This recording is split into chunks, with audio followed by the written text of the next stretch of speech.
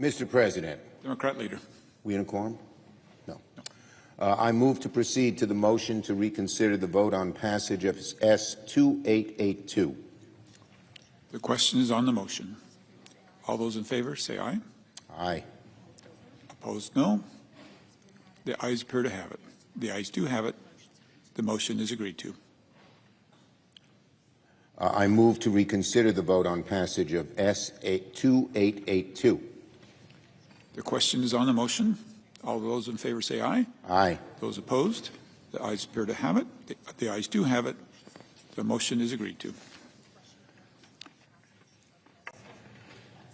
The question occurs on passage of S-2882. Upon reconsideration. I ask for the yeas and nays. Is there sufficient second? There appears to be. The clerk will call the roll. Ms. Alsobrooks, Ms. Baldwin, Mr. Banks, Mr. Barrasso, Mr. Bennett, Mrs. Blackburn, Mr. Blumenthal, Ms. Blunt-Rochester, Mr. Booker, Mr. Bozeman, Mrs. Britt, Mr. Budd, Ms. Cantwell, Mrs. Capito, Mr. Cassidy, Ms. Collins, Mr. Coons, Mr. Cornyn, Ms. Cortez Masto, Mr. Cotton, Mr. Kramer, Mr. Crapo, Mr. Cruz, Mr. Curtis.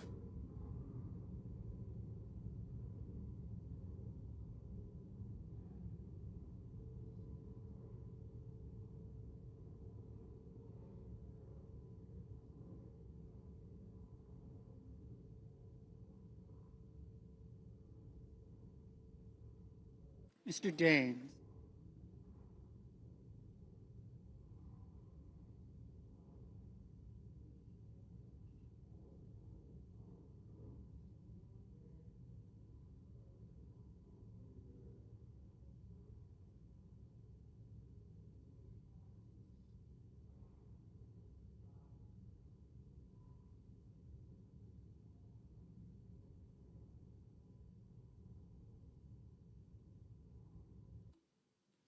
Mr. Daines.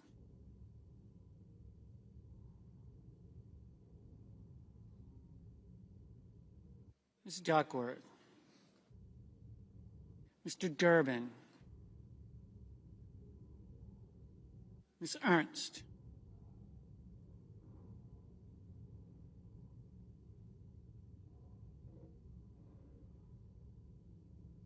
Mr. Fetterman. Mrs. Fisher. Mr. Gallego, Mrs. Gillibrand,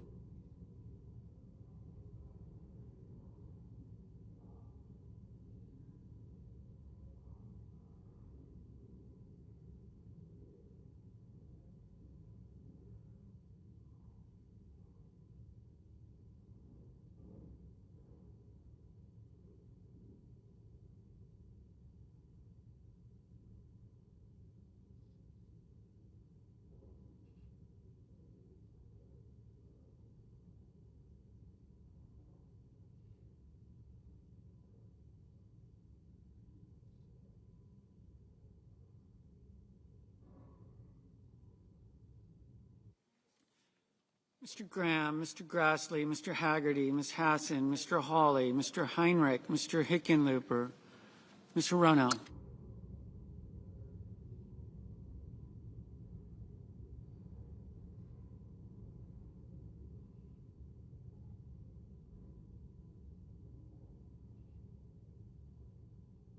Mr. Hoven, Mr. Husted, Mrs. Hyde-Smith, Mr. Johnson, Mr. Justice, Mr. Kane, Mr. Kelly, Mr. Kennedy, Mr. Kim, Mr. King, Ms. Klobuchar, Mr. Langford, Mr. Lee, Mr. Lujan, Ms. Lummis, Mr. Markey, Mr. Marshall, Mr. McConnell, Mr. McCormick, Mr. Merkley,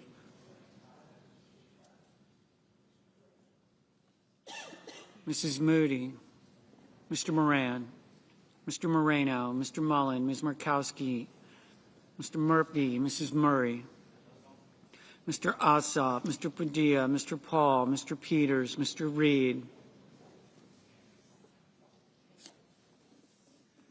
Mr. Ricketts, Mr. Risch,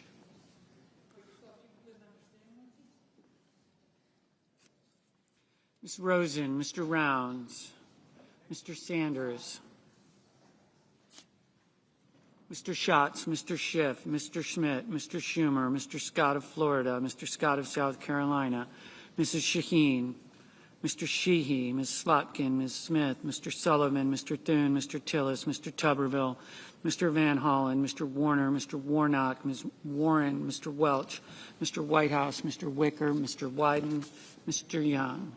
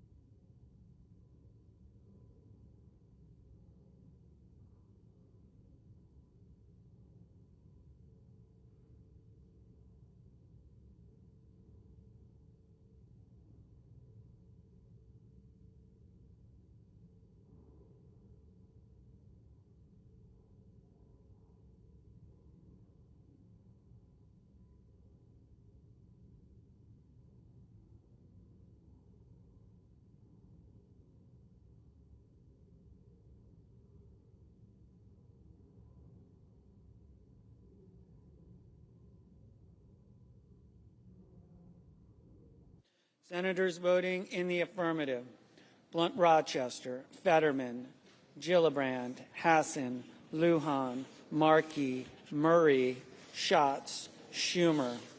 Senators voting in the negative: Capito, Curtis, Fisher, Graham, Johnson, Kennedy, Lee, Marshall, Hall, Scott of South Carolina, Thune.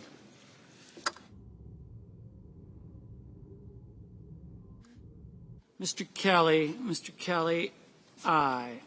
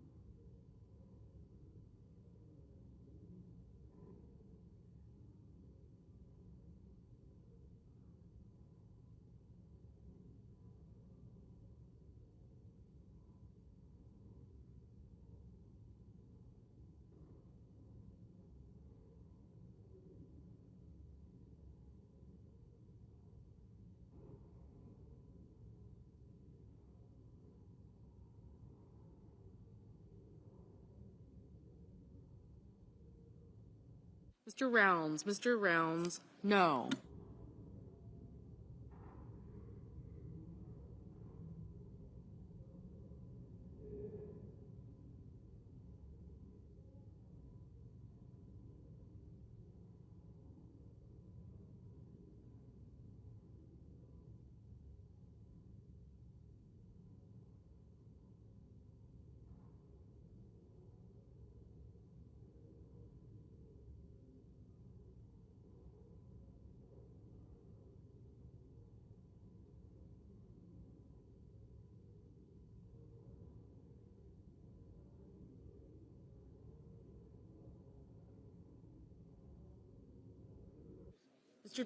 Mr. Tillis, no. Mr. Marino, no.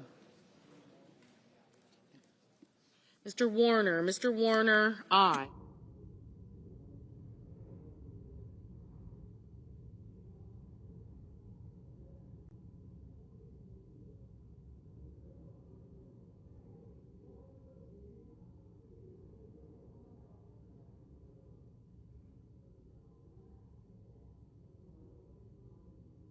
Ms. Cortez Masto, aye.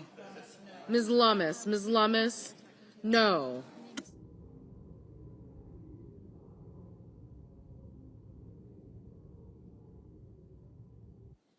Mr. Grassley, no.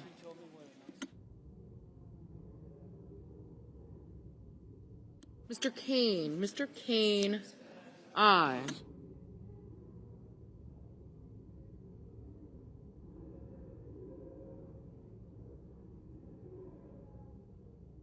Mrs. Blackburn, no.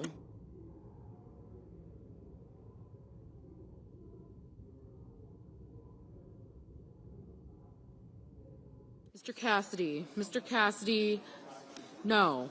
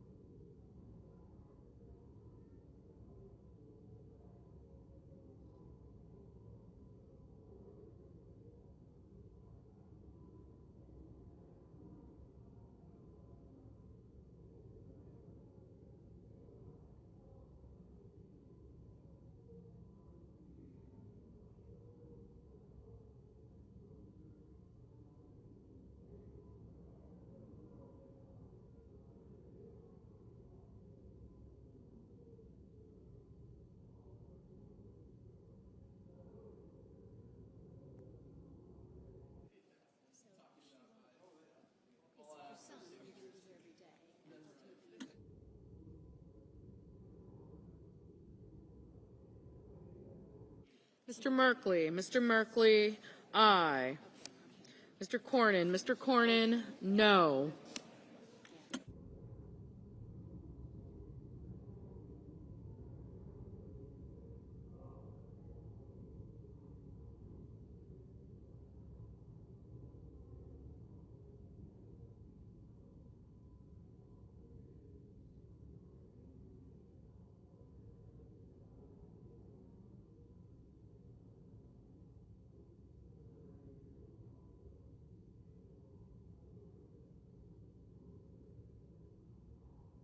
Mrs. Shaheen, aye.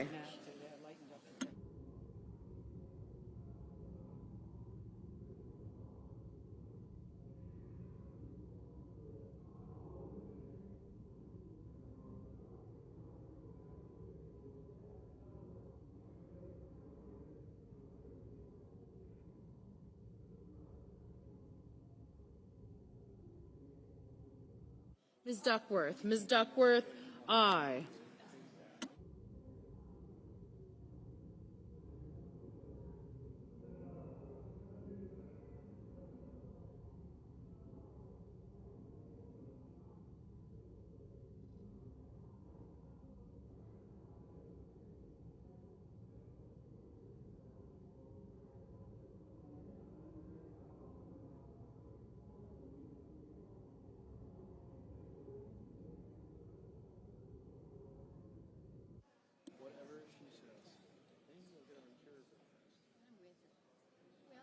Mr. Ossoff. Mr. Ossoff, aye.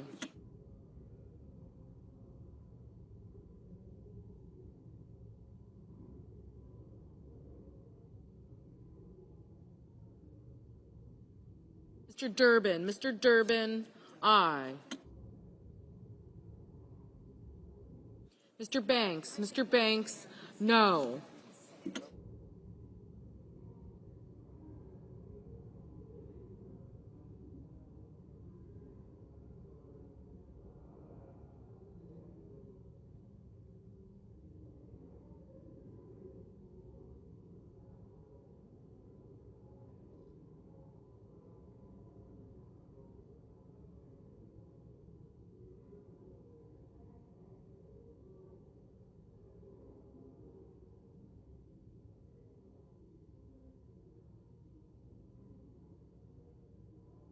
Mr. Kim. Mr. Kim, aye.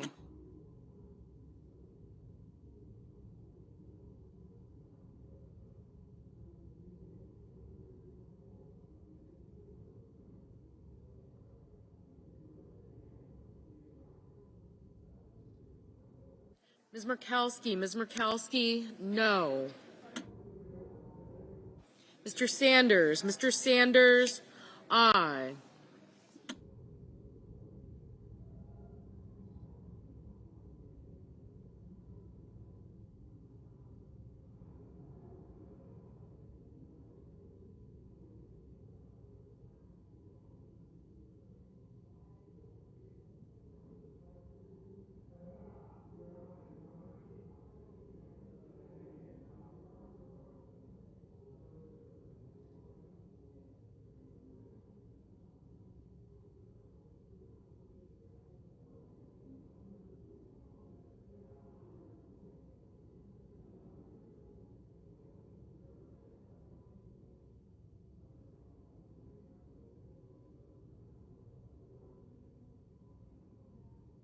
Mr. Reed. Mr. Reed, aye.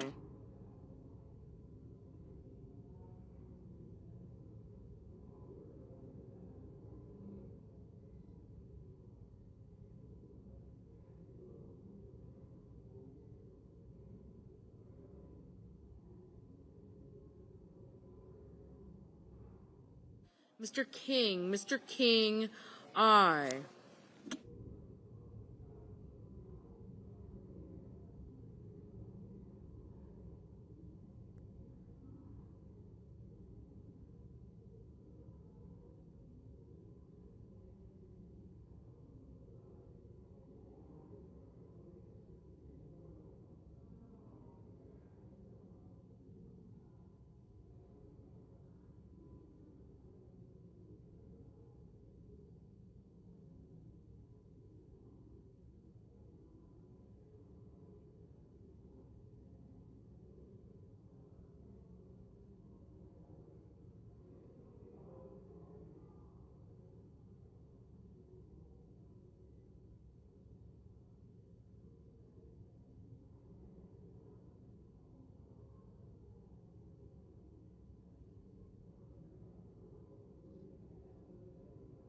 Ms. Klobuchar. Ms. Klobuchar, aye.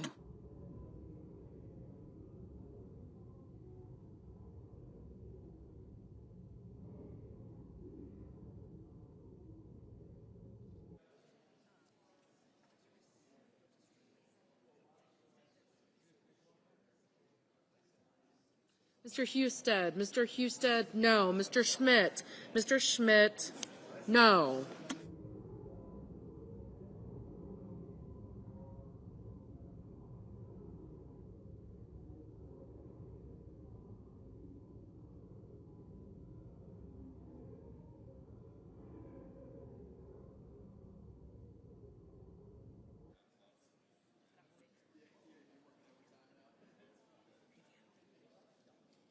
Ms. Ernst. Ms. Ernst, no. Mr. Langford. Mr. Langford, no.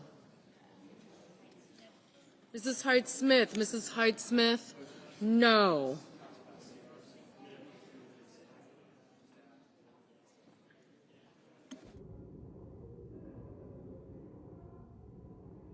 Mr. Wyden.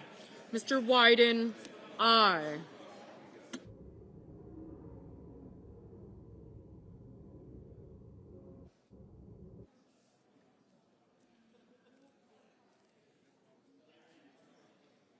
Mr. Bennett. Mr. Bennett. Aye. Mr. Kramer. Mr. Kramer. No.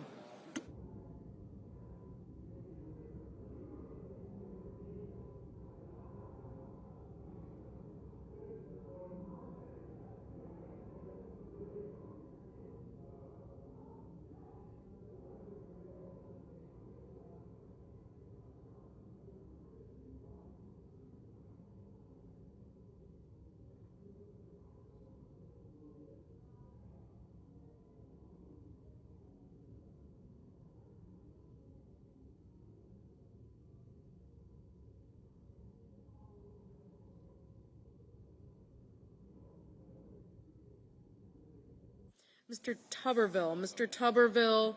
No.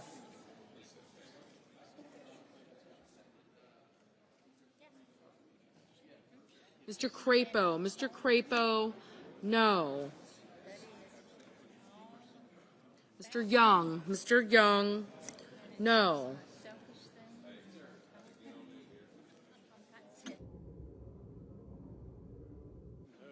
Mr. Justice. Mr. Justice. No.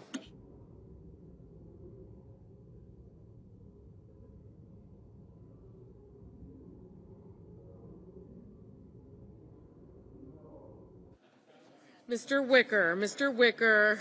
No.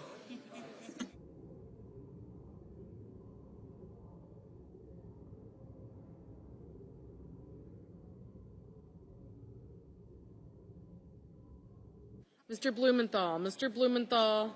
Aye.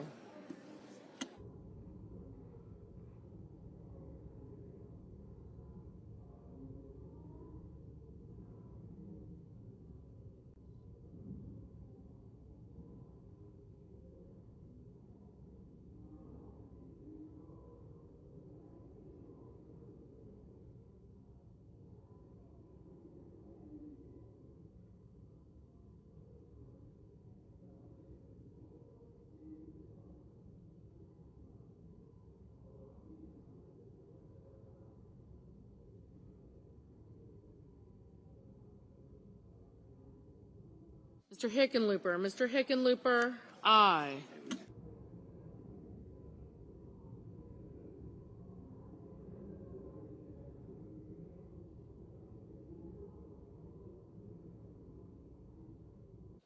Mr. Scott. Mr. Scott of Florida. No.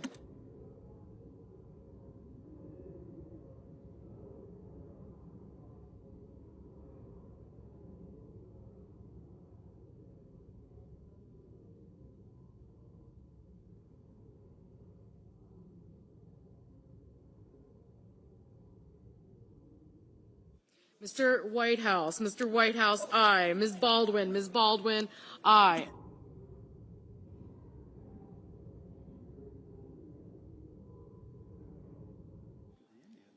Mr. Murphy. Mr. Murphy. Aye. Mr. Moran. Mr. Moran. No.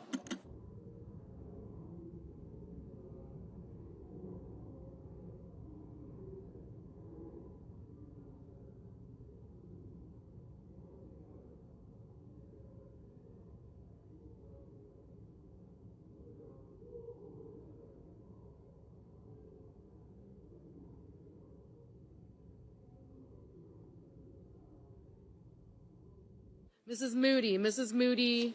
No.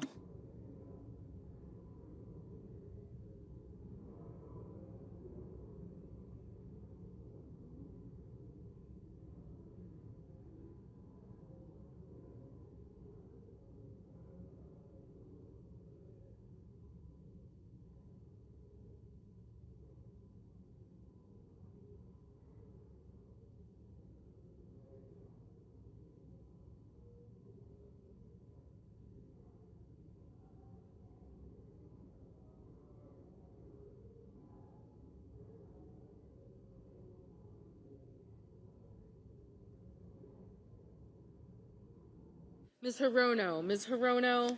Aye.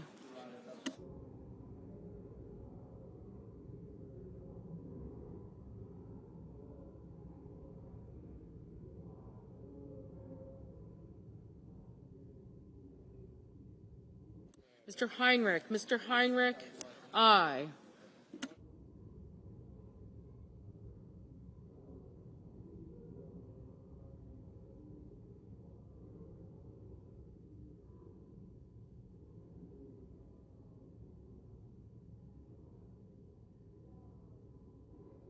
Mr. Bozeman. Mr. Bozeman, no. Mr. Barrasso. Mr. Barrasso, no.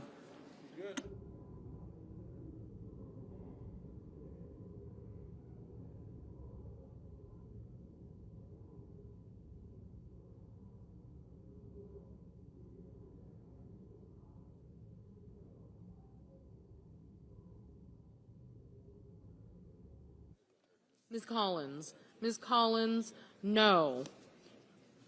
Ms. Smith. Ms. Smith, aye. Mr. Van Hollen. Mr. Van Hollen, aye. Mr. Cotton. Mr. Cotton, no.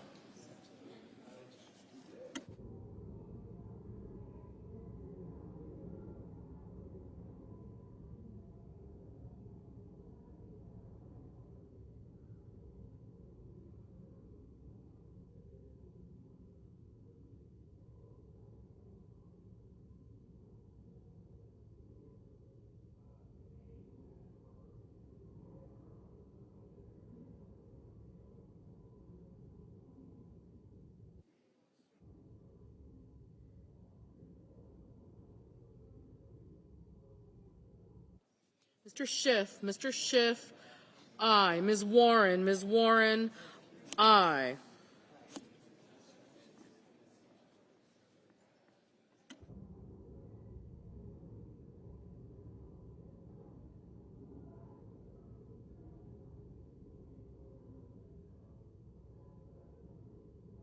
Mr. Deans. Mr. Deans, no.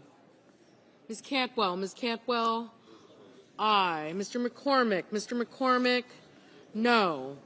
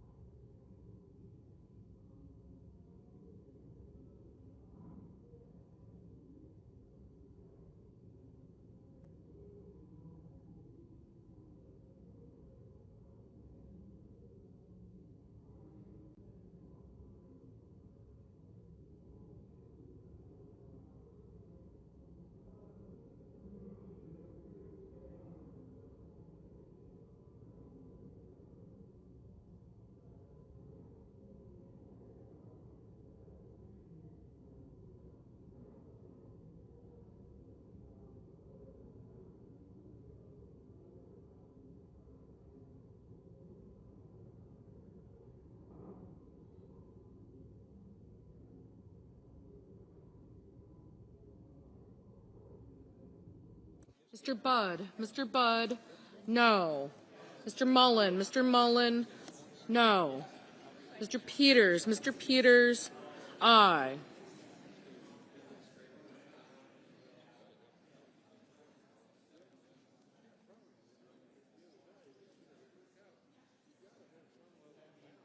Mr. Hoven. Mr. Hoven, no.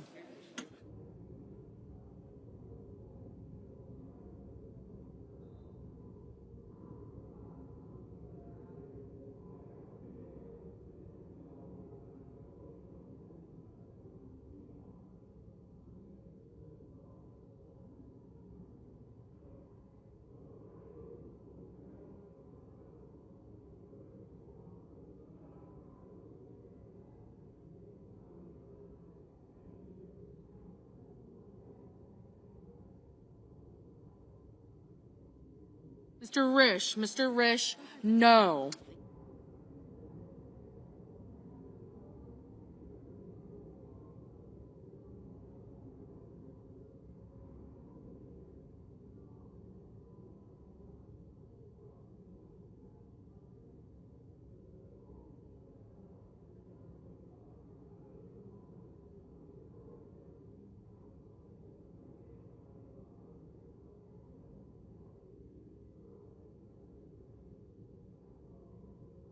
Mr. Welch. Mr. Welch, aye.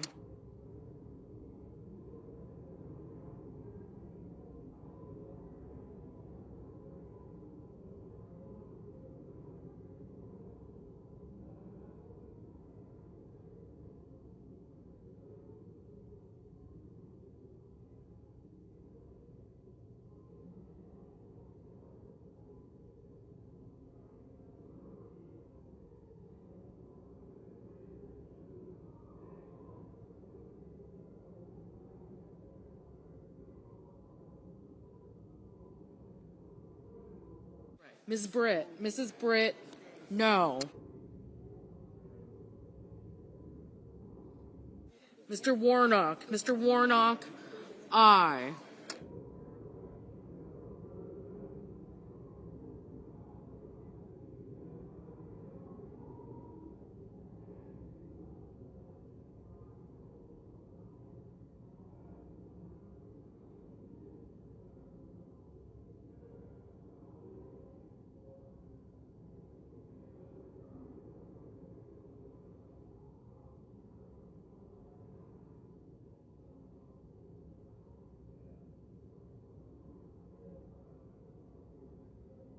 Ms. Also Brooks. Ms. Also Brooks, aye.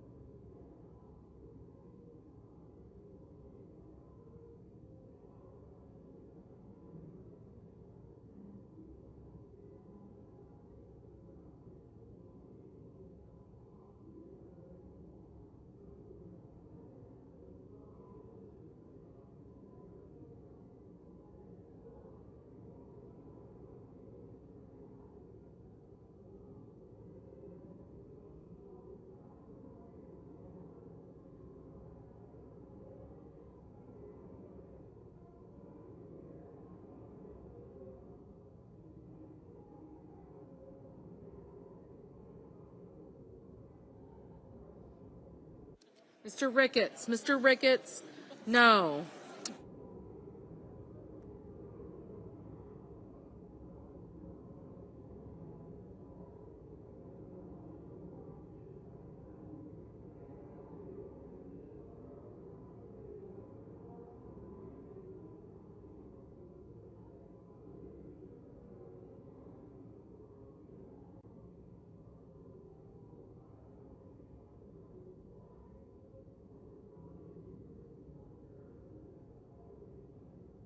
Mr. Coons. Mr. Coons, aye.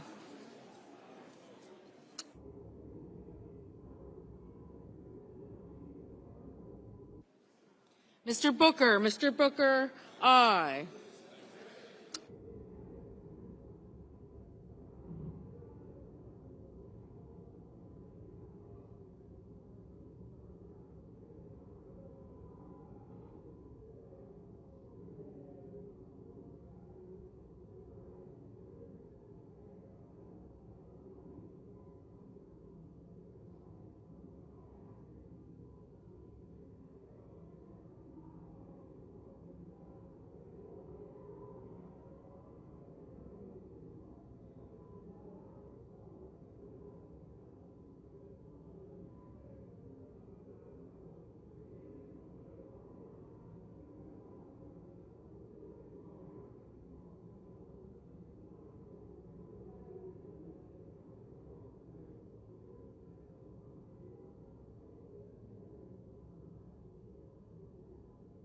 Mr. Hawley. Mr. Hawley, no. Mr. McConnell. Mr. McConnell, no.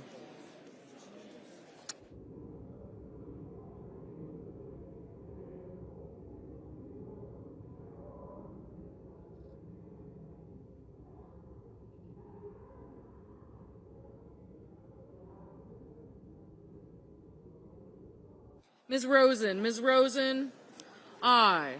Mr. Gallego, aye. Ms. Slotkin, aye.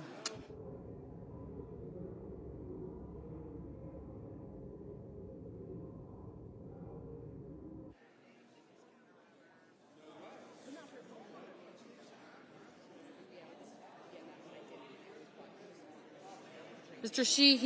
Sheehy, no.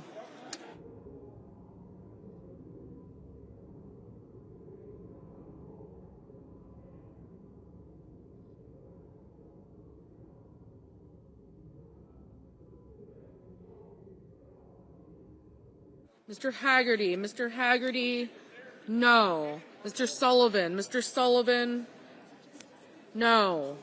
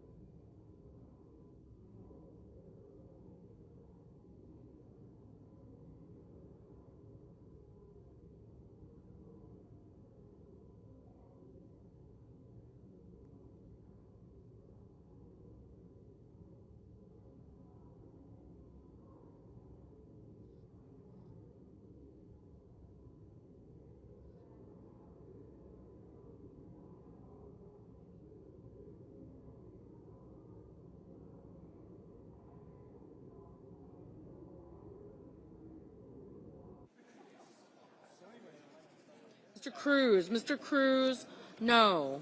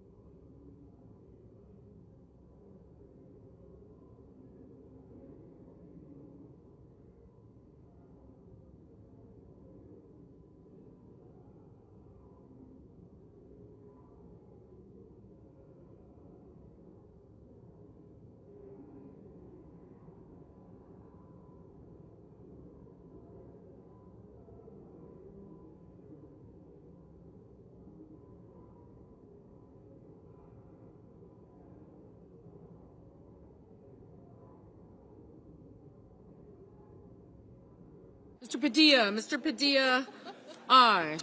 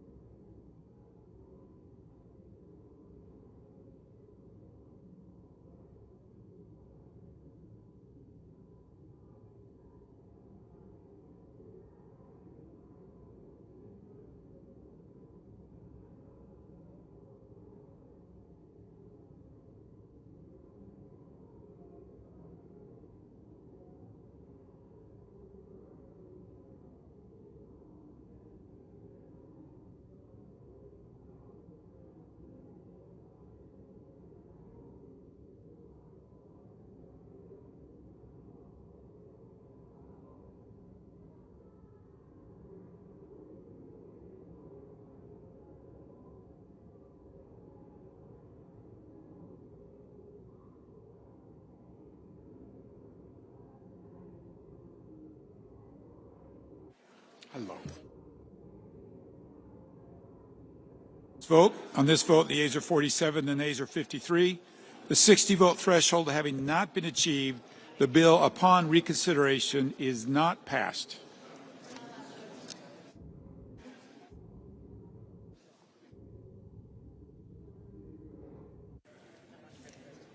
Mr. President, The Senate will please be in order. Mr. President, we have order, please. Please take your conversations outside the chamber.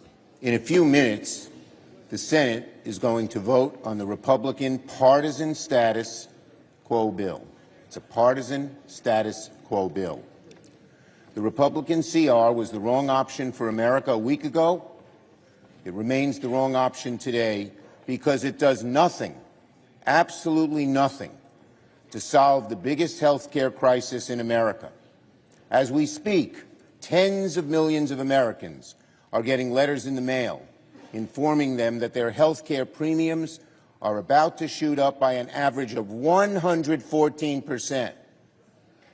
For a working-class family that needs health care, this is a huge increase. It's going to dramatically hurt them. And our Republican colleagues want to do nothing about it.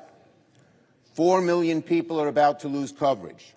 24 million people will see their health care costs go up. And even if you don't have ACA, the insurers are going to raise rates on you because they're getting so much less money because of all the cuts my colleagues made. This is a crisis. Now, I know the leader is going to show a poll that says that Democrats will be blamed for the shutdown. There are many more polls that show Republicans are blamed. The question in that poll is biased. Biased. In the New York Times, but it's biased. If you turn the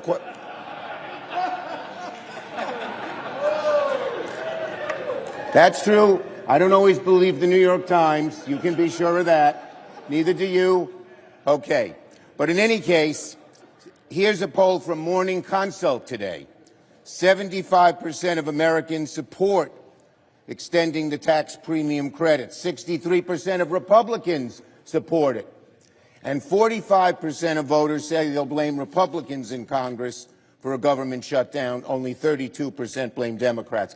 It's natural that people understand that Donald Trump and the Republicans want to shut down and Democrats do not. We need to deal with this health care crisis now, not later. But the Republican bill fails to do that. I urge my Republican colleagues instead to join with us, work in good faith to keep the government open, keep costs down. This is a totally partisan bill. Not once were we approached about what our input should be.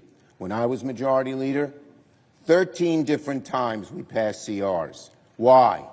Because every single one of those 13 times we negotiated with Republicans to keep the government open.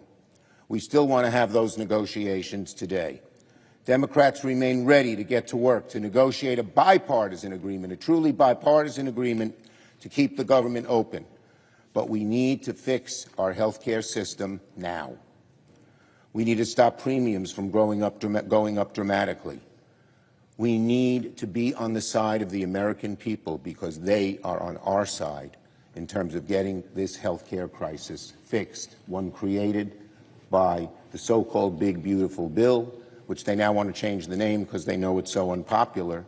In fact, Republican leaders are saying don't talk about health care because they know that we are on their side and the Republicans are not. The issue can't wait.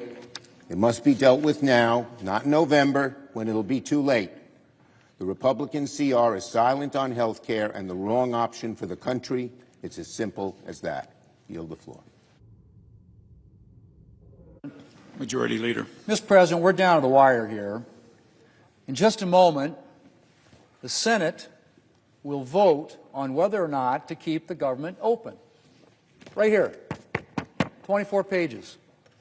Not partisan, not complicated, simple, straightforward, clean, nonpartisan, short term, till November the 21st so we can finish the appropriations process. Something I might add that never happened when the Democrats were in the majority. Last year, we never considered an appropriations bill on the floor, even though 11 of them were reported out of the Appropriations Committee. Not a single one on the floor. We want to fund the government to give our appropriators, Democrat and Republican, a chance to work on bills that have been coming out of the Appropriations Committee with big bipartisan margins. Pretty novel concept, right? Well, in just a moment, we're going to vote on whether to keep the government open. And all indications are the Democrats are going to reject the clean, nonpartisan funding extension here before us and choose to shut the government down. Now, Mr. President, my friend, the Democrat leader, and a number of other Democrats have spoken at length on many occasions about the pain that government shutdowns cause Americans. And since he mentioned it, I will show this poll. My handy. This is a poll right here, the New York Times. Oh, by the way, this morning the Democrat leader used one of my other charts. Thank you for doing that. It makes my point. I'm guessing he may be, you want to use this one? Maybe not. But this one is New York Times. And basically the question on views on whether Democrats should or should not shut down the government if their demands are not met. 65% should not, 27% should. Now, granted, I mean, I don't think the issue here is who gets the blame, who gets the political blame. That's not what this should be about. This issue, honestly, folks, is about the American people. A lot of Democrats, a lot of Republicans, a lot of independents want us to keep the government open. So why are the Democrats doing this? As was mentioned 13 times when they had the majority, we did short-term continuing resolutions. Republicans delivered, voted with Democrats to fund the government. Well, I know why we're doing this, Mr. President. The Democrats' far-left base said jump, and Democrat leaders said how high. But the far-left's determination to oppose anything President Trump has ever said or done is not a good reason for subjecting the American people to the pain of a government shutdown. So I would say to my Democrat colleagues who still care more about their constituents than the dictates of far-left interest groups, think about what you're doing. Democrat leaders may be determined to take government funding hostage for their own partisan purposes. You don't have to join them. We can pass a clean, nonpartisan bill and get back to the business of the American people. Mr. President, I move to proceed to the motion to reconsider the vote on passage of H.R. 5371. The question is on the motion. All in favor, say aye. Aye. All opposed, say nay. The ayes appear to have it. The ayes do have it. The motion is agreed to. Mr. President, I move to reconsider the vote on passage of H.R. 5371. The question's on the motion. All in favor, say aye. All opposed, nay. The ayes appear to have it. The ayes do have it. The motion is agreed to. The question occurs on passage of the bill upon reconsideration. Mr. President, I ask for the ayes and nays. Is there sufficient second? There appears to be. There is. The clerk will call the roll. Ms. Alsobrooks. Ms. Baldwin.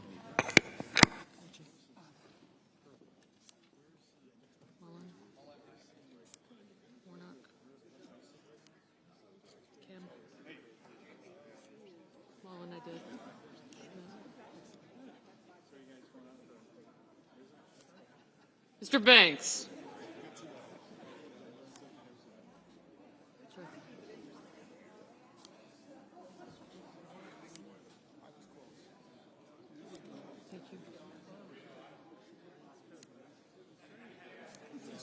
Thank you. Thank you. Warren, Markley.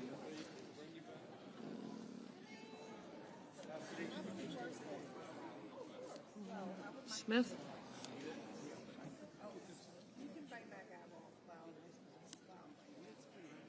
Got you. Thank you. I got you. Thank you. I'm deferring to my junior self.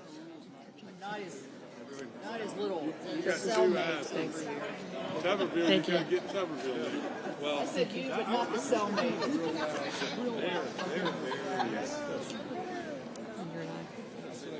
I did. Thank you. Peters. Thank you. Young. Kramer. Thank you. Thank you. Mr. Barrasso. Coach is right here.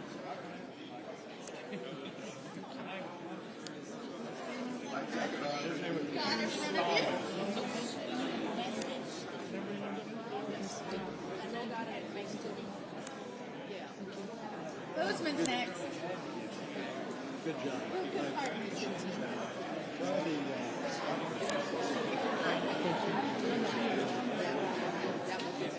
Mr. Bennett, Mrs. Blackburn, Mr. Blumenthal,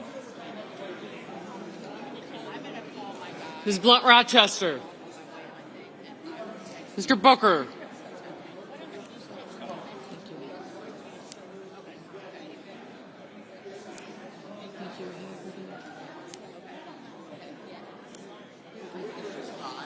Sullivan, gotcha.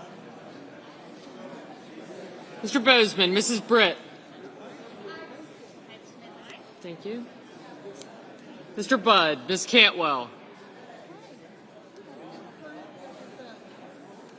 Mrs. Capito, Mr. Cassidy, Ms. Collins, Mr. Coons. I got you. Thank you.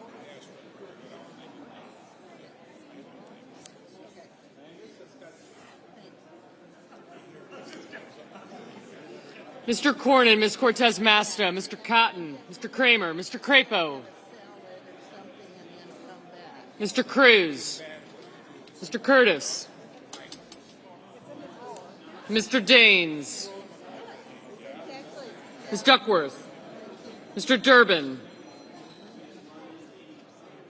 Ms. Ernst,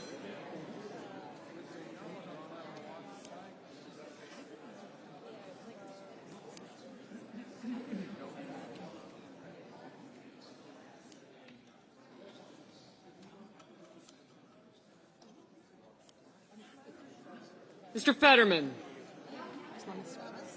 Thank you.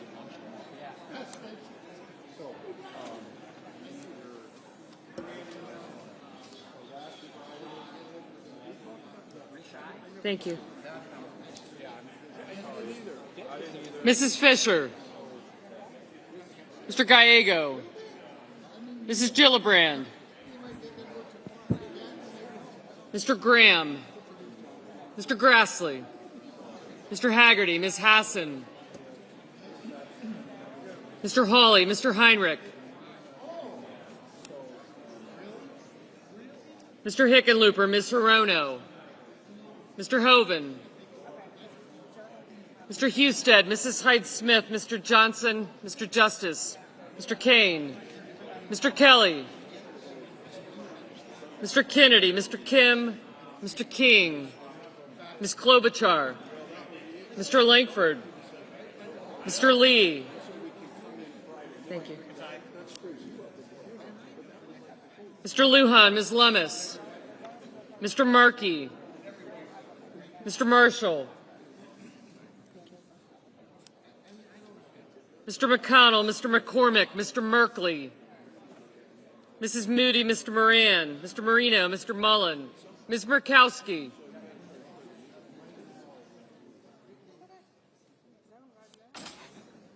Mr. Murphy, Mrs. Murray, Mr. Ossoff, Mr. Padilla, Mr. Paul,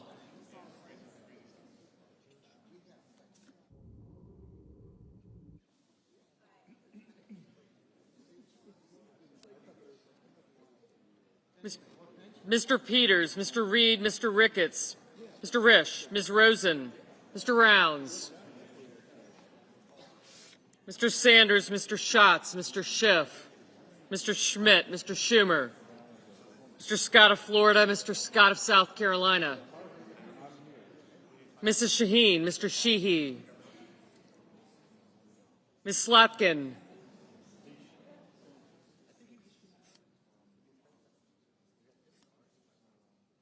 Ms. Smith, Mr. Sullivan, Mr. Thune, Mr. Tillis, Mr. Tuberville, Mr. Van Hollen, Mr. Warner, Mr. Warnock, Ms. Warren, Mr. Welch, Mr. Whitehouse, Mr. Wicker, Mr. Wyden, Mr. Young.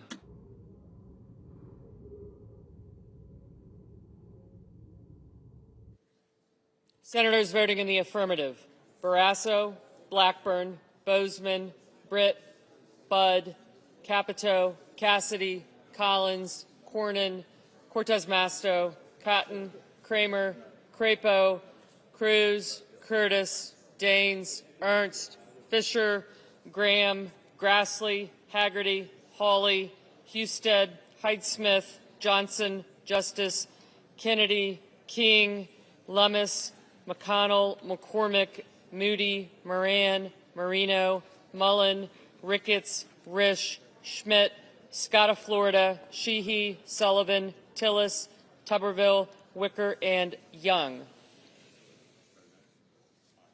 Mr. Langford, aye.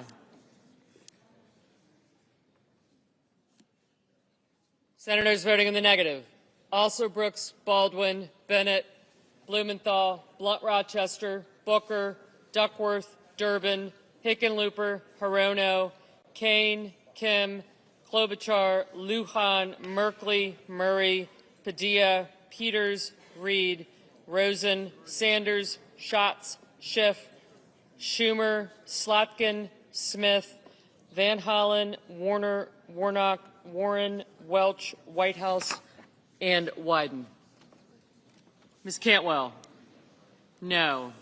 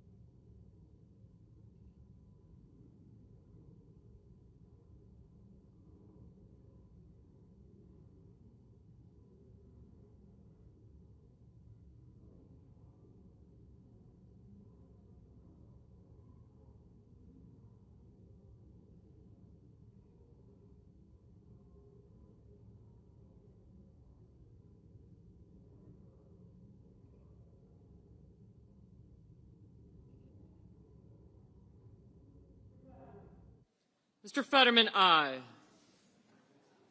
Mr. Kelly. Mr. Kelly, no. Ms. Murkowski, aye.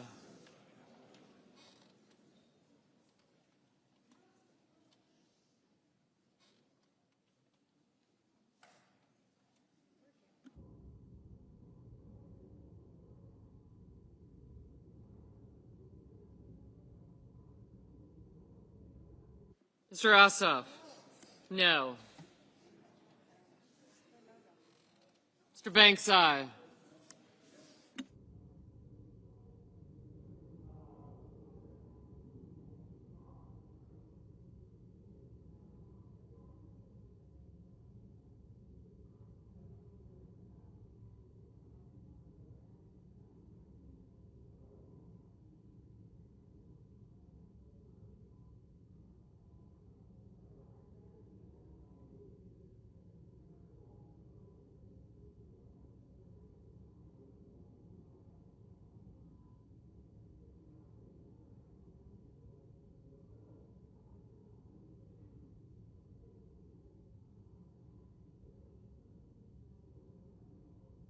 Mr. Heinrich, no.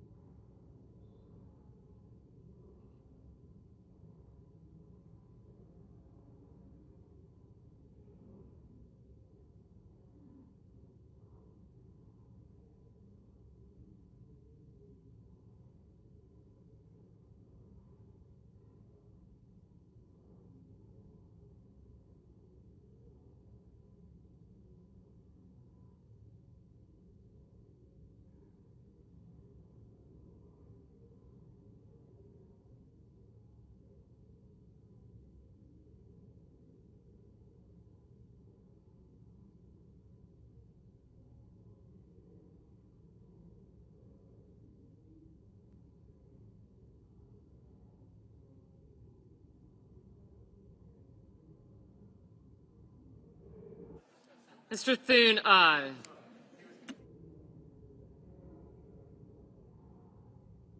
Mr. Hoven, aye.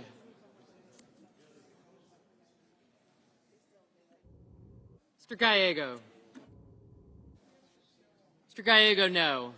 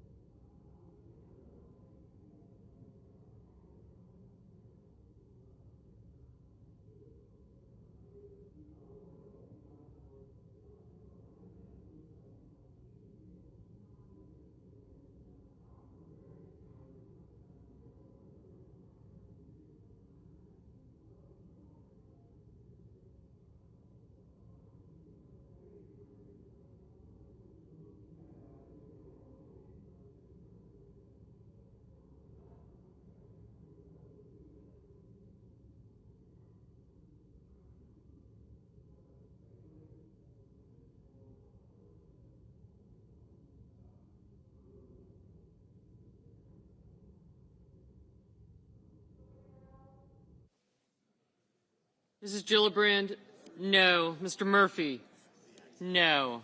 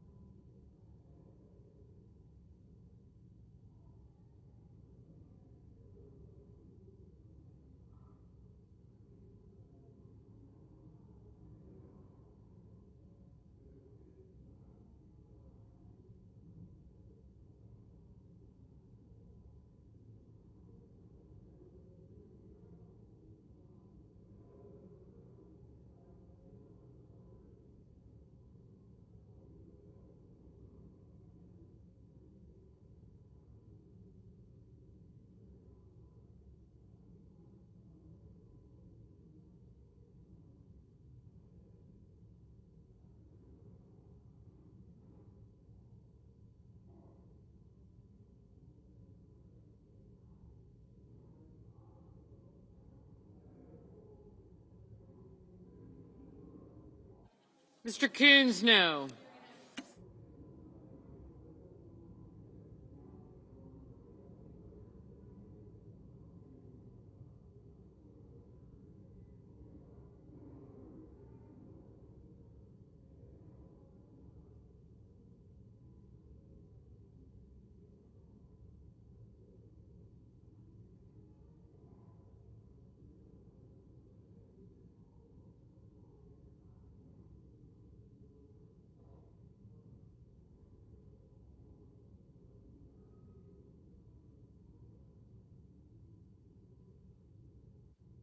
Ms. Hassan, no.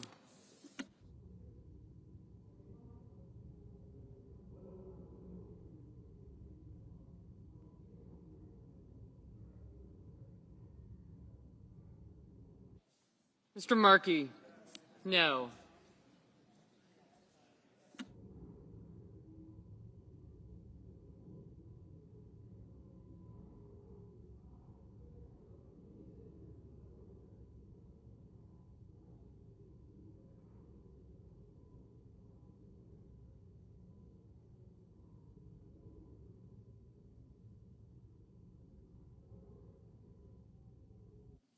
Mr. Lee, aye.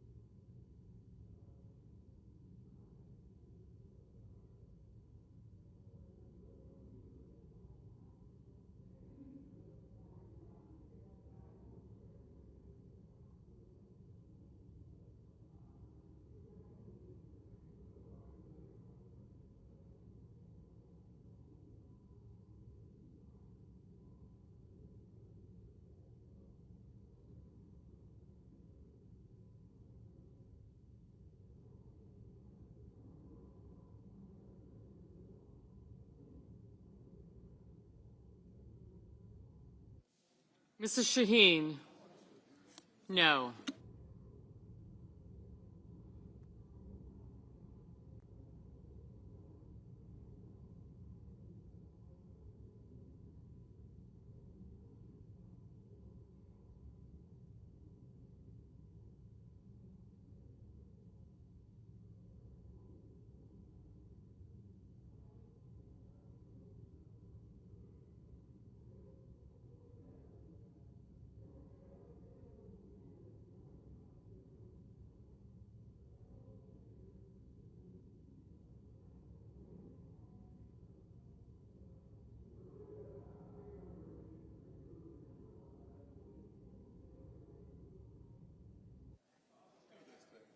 Mr. Marshall, aye. Mr. Scott of South Carolina, aye.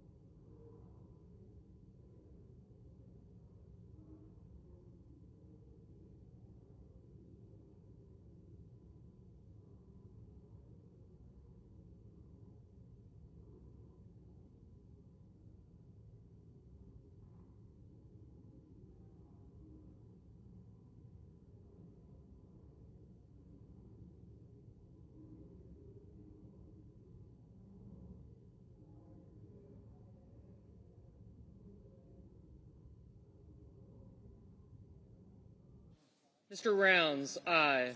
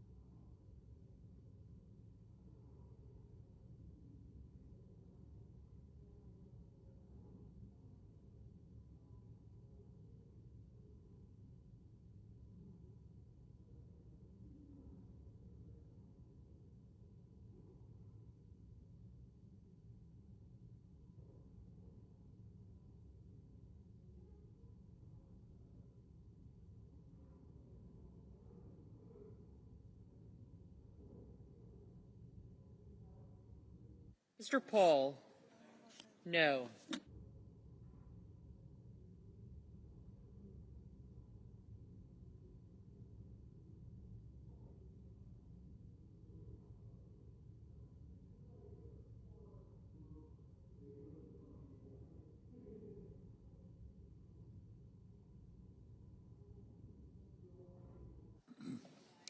On this vote, the yeas are 55 and the nays are 45. The 60-vote threshold having not been achieved, the bill upon reconsideration is not passed.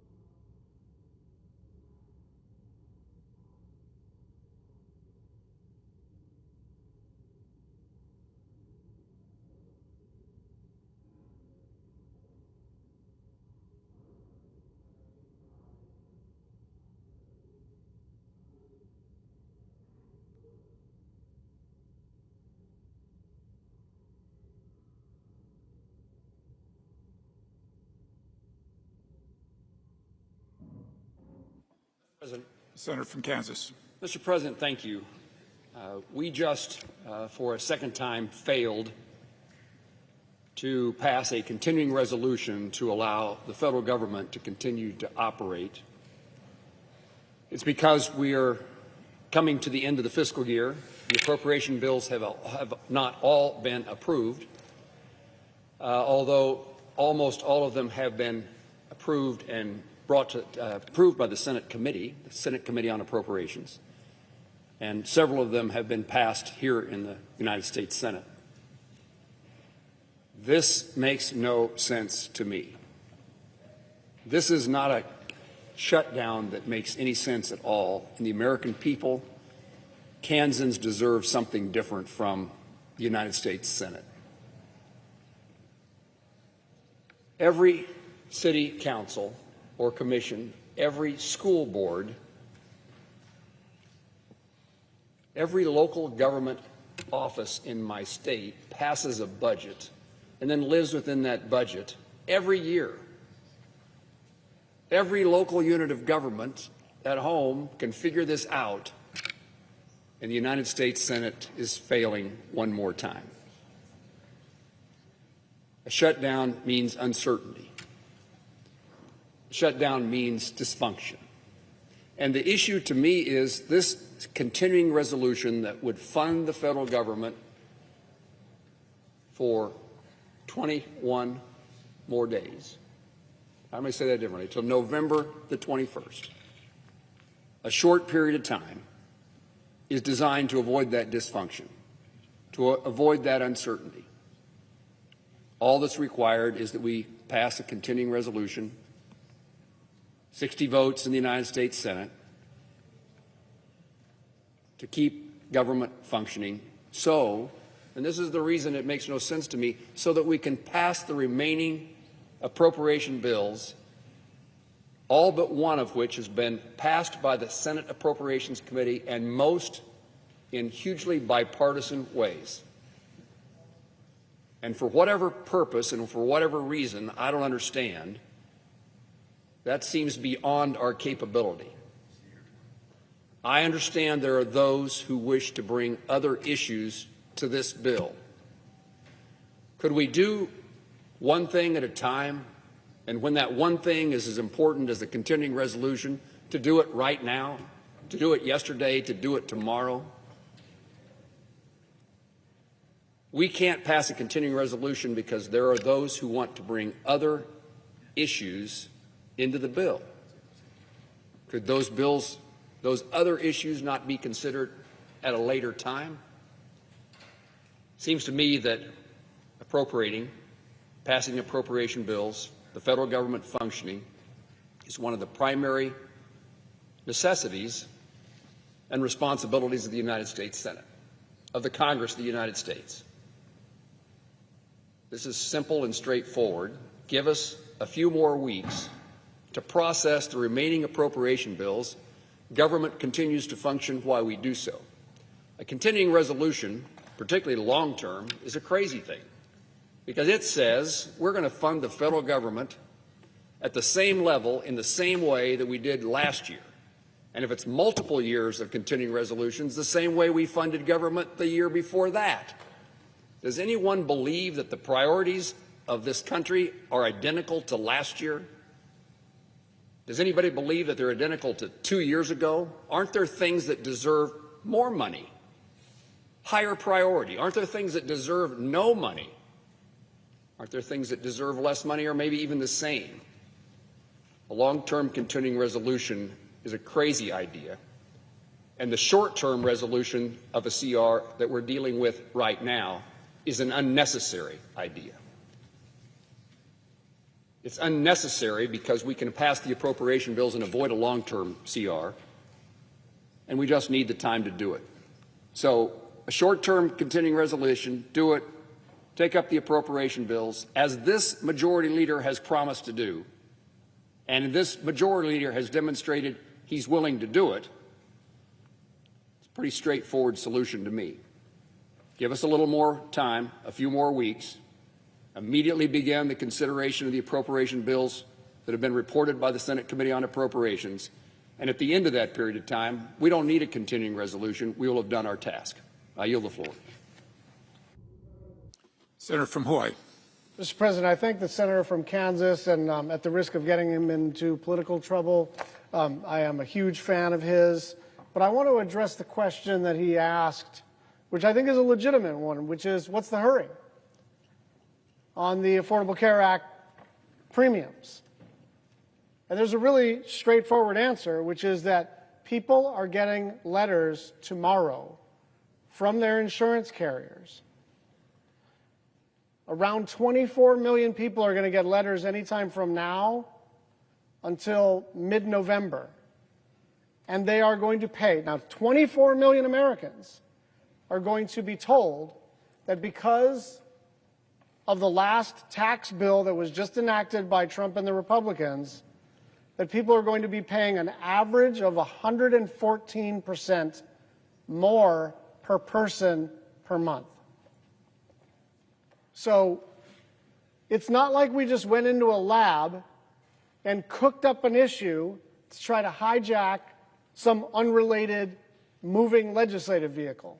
The reason for this is that 24 million Americans are specifically on the ACA exchange, and they're absolutely going to get hosed. And because we're all in the same risk pool, it's not just people on the ACA exchange that are going to see massive increases in their health care premiums. Almost every American is about to see a spike in their health care premiums, just like they've seen electricity rates going up at double the rate of inflation, just like they've seen the price of vegetables go up by 39%, just like they've seen shortages of lumber and labor. We have an opportunity to do something because our Republican colleagues, at least some of them, understand the magnitude of this problem for their constituents. And so the normal thing to do in a functioning legislative body where the President of the United States does not believe that he is an elected monarch is to try to negotiate some accommodation. After all, these are all of our constituents. It's not like they're exclusively in urban areas or something. They're not exclusively Democrats. In fact, they're slightly more Republican than Democrat on the ACA exchange. And so if this were a normal, functioning time in American-style democracy, the President of the United States would convene what they call the four corners, majority and minority leader of the Senate, Speaker and minority leader of the House, and we'd try to figure out whether there was an accommodation to be made to save our collective constituents from all this pain. And so when Democrats had the trifecta, When Democrats had the House and the Senate and the presidency, we didn't have any shutdowns. And it wasn't because there's more goodwill on the Republican side towards continuing resolutions than there is on the Democratic side towards continuing resolutions. The reason is because Chuck Schumer and Nancy Pelosi sat down with Mitch McConnell and Kevin McCarthy or whomever it was and the president, and they figured out a deal. Even to raise the debt ceiling, Kevin McCarthy said, not for free. So this idea that the minority party, only this minority party, only in this time in United States Senate history, we are to shut up and do whatever we are told. And what's worse is they're asking the majority party to do the same thing. This president believes that he's a monarch. This president finds the legislative branch to be a nuisance. And you know what? The legislative branch is a nuisance. That's the architecture of the Constitution of the United States. We're supposed to be in a struggle with each other. We're supposed to argue and fight. And then we're supposed to come to an accommodation. But we can't come to an accommodation until there's a meeting. And so we're going to be here fighting for health care, and we're also going to be here fighting to reopen the government. If the clock strikes midnight and we're not able to avert this shutdown, then we are going to be here ready to deal. We understand we're not going to get everything we want. We understand we're in the minority. We understand we're out of power. But understand this, we're not powerless. We still represent, pessimistically, 47% of the, certainly 47% of the Senate seats, but something like half the country wants us to represent their point of view. And the point of view that we are representing, by the way, is shared by most of the constituents who are represented by Republicans too. And so there is still a pathway, but it has to be pursued. And so the onus is on the President of the United States and the Majority Leader and the Speaker to find that pathway. I yield the floor.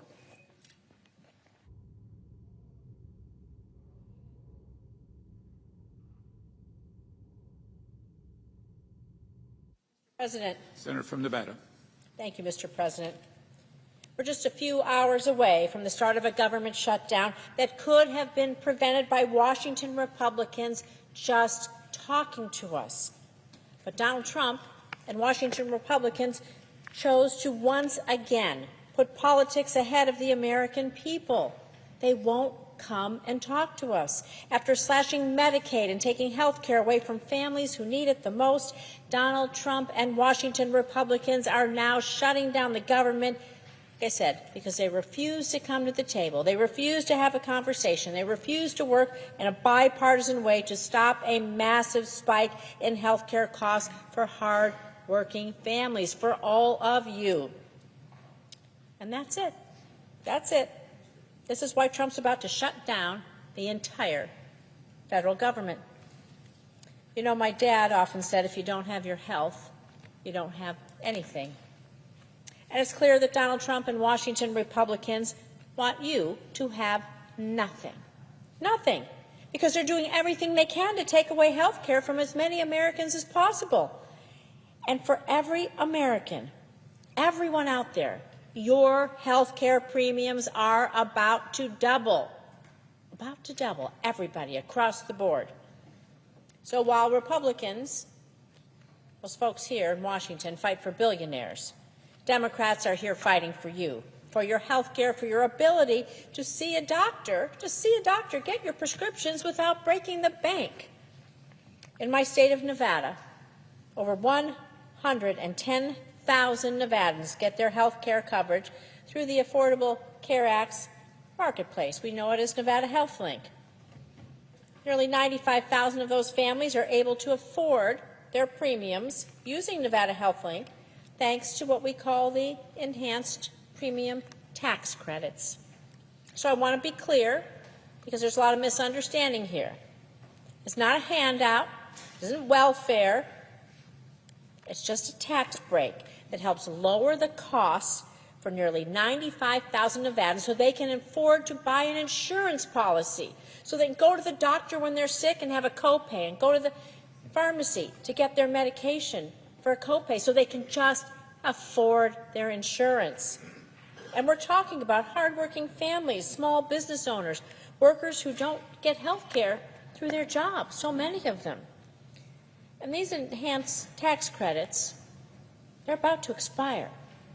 They're about to expire this year. And if Congress fails to act, health care costs across the board will double for everyone. Everyone. So when premium costs go up, many families won't be able to afford it any longer, meaning they'll lose their care. And the ones who can afford it, their deductible is going to be so high, they're never going to meet it, and they're still going to be paying out of pocket in ways they can't afford. You know, more than 38,000 people in my state alone, well, they're going to probably lose their coverage right away, all because Washington Republicans just refuse to extend this tax credit, allowing them to purchase their own insurance. Families, sadly, are going to be forced to make impossible choices. They'll be forced to delay care. They'll skip doctor's visits. They'll cut their medication in half. Cut those pills, give them half a shot of insulin to make ends meet. And these choices are real. They're real for these families, and sometimes they have tragic consequences. And since the beginning of this year, Democrats have been trying to work in good faith with Washington Republicans to extend these ACA enhanced premium tax credits and protect Americans' health care coverage. We've even introduced bills to extend the tax credits. We've tried to pass them right here on the floor, and at every turn, Washington Republicans have refused. They've refused to hear your voice, refused to listen to you. My phone is ringing off the hook about people scared to death about losing their health insurance. And earlier today, when given an opportunity to keep the government open and extend the credits, every Republican voted no. Instead of working with Democrats to keep health care affordable, Washington Republicans are holding the government and the American people's health hostage to score political points. So I'm going to be clear here. We will not be bullied by Donald Trump, and we will not be bullied by Washington Republicans into sacrificing your health care, the health care of American families, of our children, of our seniors, of our friends and neighbors. Not now, not ever. Trump can't bully us into taking away your health care. Nevadans sent me here to fight for them, not to cave and let Washington Republicans and Donald Trump take away your ability to go to the doctor and get your medication. Everyone should have access to affordable, quality care. Health care is not a bargaining chip. It's not a political weapon. It's a lifeline. And Washington Republicans have the power. They have the power to prevent this shutdown today. Just come and talk with us. So I urge them to do their jobs. Come to the table, have a discussion, have a negotiation, extend the ACA premium tax credits, put people over politics. The time is now. Thank you. I yield the floor.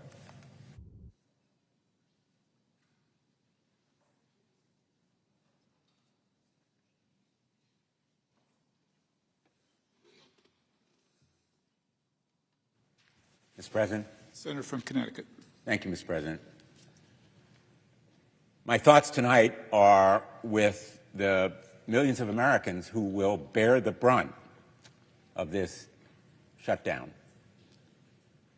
The families in the path of hurricanes who will go without the services of FEMA, the veterans who will lack many of the helping hands in the VA, the recipients of Social Security who will be unable to verify their cards or perhaps receive payments that they've been denied, and others, millions of others Americans who unnecessarily will be hurt, perhaps people who depend on the social safety net that we have established and may be torn by this shutdown. And I'm thinking about the millions of Americans, about 24 million in total, 139,000 in Connecticut alone, who will be notified that they can buy health insurance as a result of open enrollment. But what they lack in information is whether or not that health insurance will be affordable, because they have no way of knowing whether it will extend beyond the end of the year, those subsidies that are so essential to their affording health care. And our Republican colleagues, we just heard the senator from Kansas say there's no hurry. Well, Americans can't get sick on Donald Trump's timetable. When people are told there's no hurry if you get sick for medical care, that sounds cruel because it is cruel and it's stupid. People who go without health insurance may lack the health care that can save costs of preventing more serious illness. And those costs eventually are borne by all of us. So this misguided denial of the certainty people need that health care insurance subsidies will be extended beyond the end of the year really affects all of us. Premiums are rising already for all of us by 18% this year alone, because the healthiest people are deciding they're not going to buy health insurance, and insurance companies are predicting they'll have to increase their costs to cover the sicker people who will buy the health insurance because they need it.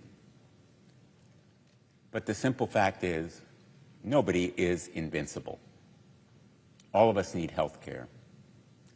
And the Affordable Care Act recognizes that health care in America aspirationally should be a human right. And our failure to provide it to those millions of Americans who will find health care insurance unaffordable is unacceptable. And that's why we are taking this stand, and why America can't wait for Donald Trump to tell them that they are sick enough now to be given this subsidy which they deserve. I'm here to urge my Republican colleagues to stop rolling over for Donald Trump. Their constituents, as well as ours, are affected by this delay in providing affordable health insurance. For months, we have been calling attention to the need to act now. And this shutdown was avoidable. The path to stopping it was available, and shortening it, assuming it will occur, is still a possibility. If we come together, if Republicans are willing to negotiate, if they come back to town, House Republicans are out of town. They are out of touch with reality. And the way forward is simply bipartisan negotiations, coming together, reaching a solution, as is the way shutdowns have been avoided in the past. The fact is that Donald Trump's so-called big, beautiful bill, actually a big, blatant betrayal, along with inaction and avoidance by Republicans, are already wreaking havoc on Americans. In Connecticut, health insurance rates for 2026 have increased by nearly 18%, the largest increase in the last 6 years. Without the subsidies, consumers with ACA coverage will see premium increases in the range of 75%. I have visited with hospitals, community health centers, physicians, and many more who have raised their deep concerns about the impending cuts in Medicaid. The budget bill Republicans passed in July is threatening also Medicaid coverage for 158,000 Connecticut residents. And anyone lucky enough to keep their coverage will see reduced benefits as the state struggles to make up the differences in lost federal revenue. Americans and our health care system simply can't afford to be nickel and dime like Republicans are forcing them to do. The ACA premium tax credits have protected millions of Americans from higher health care costs. They've reduced the number without health care insurance. They've provided robust choices for consumers and provided stability for health care providers, particularly in rural areas, and there are rural areas affected in Connecticut. And in addition to the impending cuts in Medicaid, Republicans are refusing to extend these subsidies. It is cruel, it is unnecessary, it is dumb. So I'm here to advocate for the 139,000 Connecticut residents who depend on these credits and the 24 million Americans who are making decisions about health care insurance coverage right now at their kitchen tables, in their living rooms, in their home. It should not be a partisan issue. At the end of the day, it's a choice. Do we choose a highly successful solution that has reduced health care costs for the whole nation, or do we allow the clock to run out and raise health care costs for families in every state in this country? That choice can still be made in the next 24 hours, in the next 2 days, to shorten and lessen the pain that will be felt by Americans. I choose to stand with working families. I will fight, and we are unified in our fight as a matter of conscience and conviction. We will not be bullied. Donald Trump should know that we will stand strong for working families in America. They deserve health care.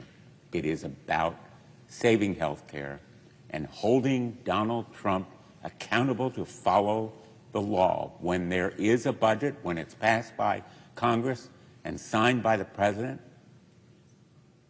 he cannot be allowed to simply ride roughshod over it and disregard it.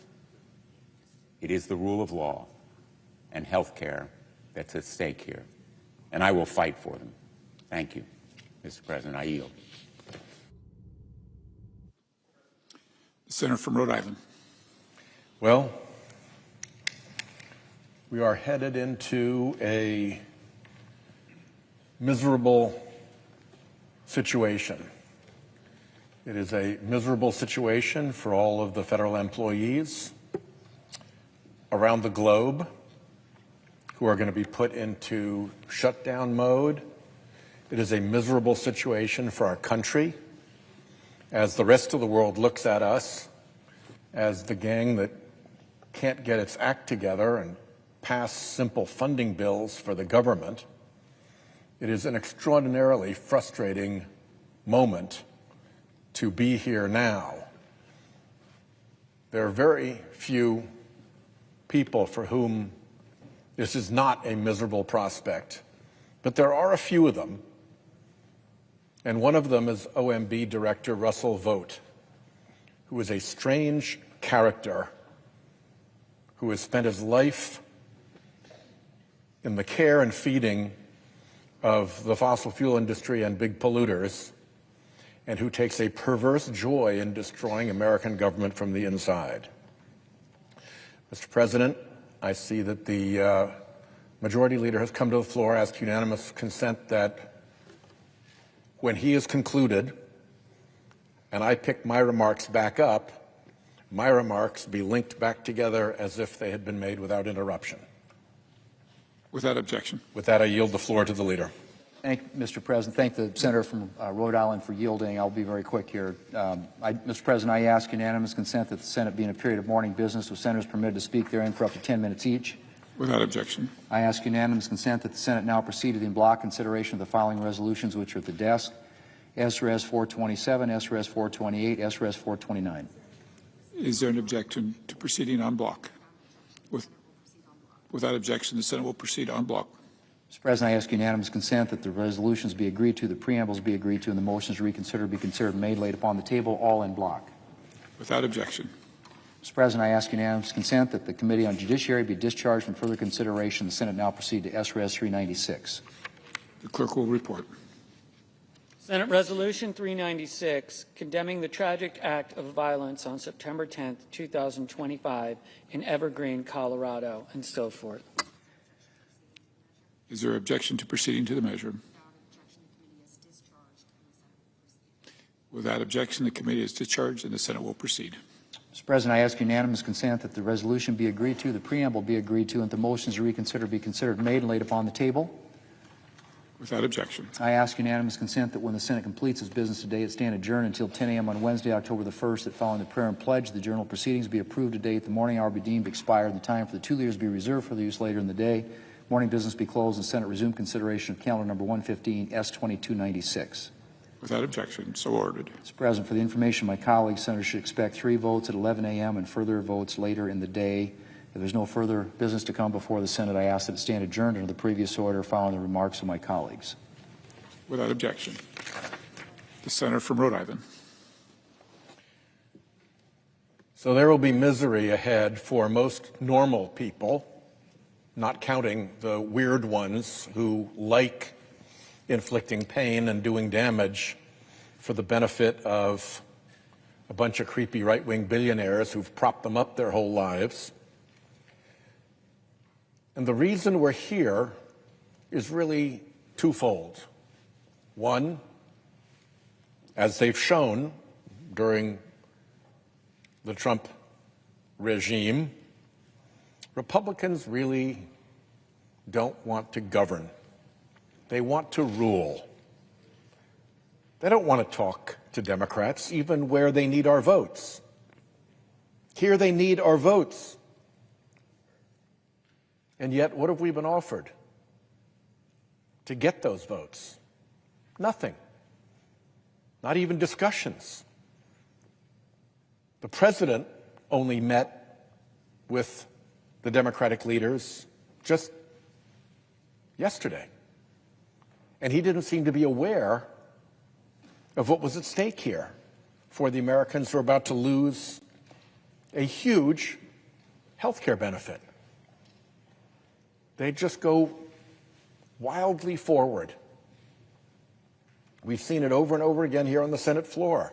How many times in just the few months that we've been here in this administration have Republicans done the thing that they were furious when we even talked about doing, to overrule the parliamentarian and change the rules to make things easier for themselves rather than negotiate with us?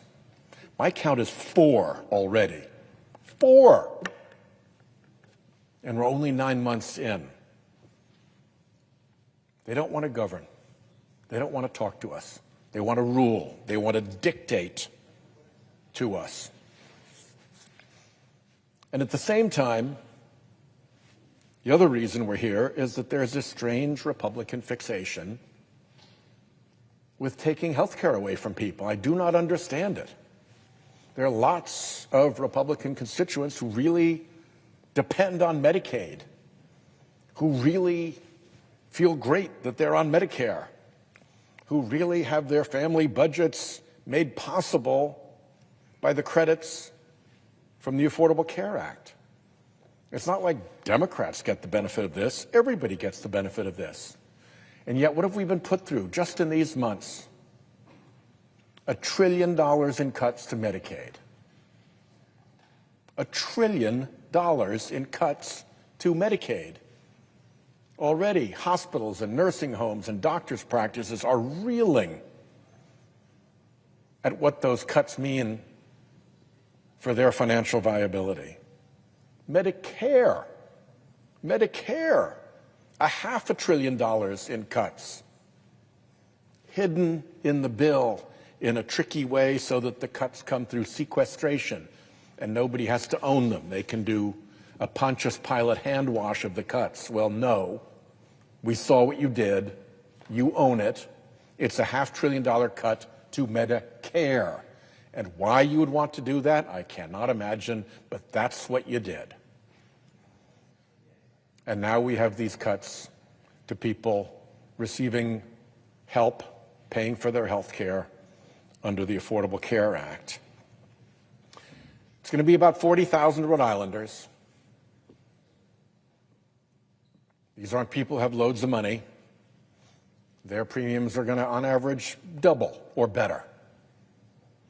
I mentioned a retired mental health counselor yesterday. She's going to have $477 in added expense every single month because of this. And it all starts now. It all starts happening now. So when we're told, why are we forcing the issue now? It's because now is when the issue is upon us. When we're told, why don't we negotiate later? My question is, why aren't we negotiating now? Why would we believe when we're told that you'll negotiate later on this when you won't negotiate now on this? Now when you need our votes, you won't negotiate on something that you say you'll negotiate later? Why does that make any sense? Why is that even remotely credible? The harm starts now. The negotiations should start now. And frankly, what Democrats are asking for is something you ought to be doing anyway, just to help your own constituents. This shouldn't be hard at all. We should not be here having this conversation. This should have been resolved already, except that the Republican majority wants to rule, not govern, and they have this strange fixation with taking away health care, even from their own constituents. Over and over again, we've seen it. We've seen it with the repeated overrulings of the parliamentarian. We've seen it with the Beautiful for Billionaires bill that got rammed through with a simple majority.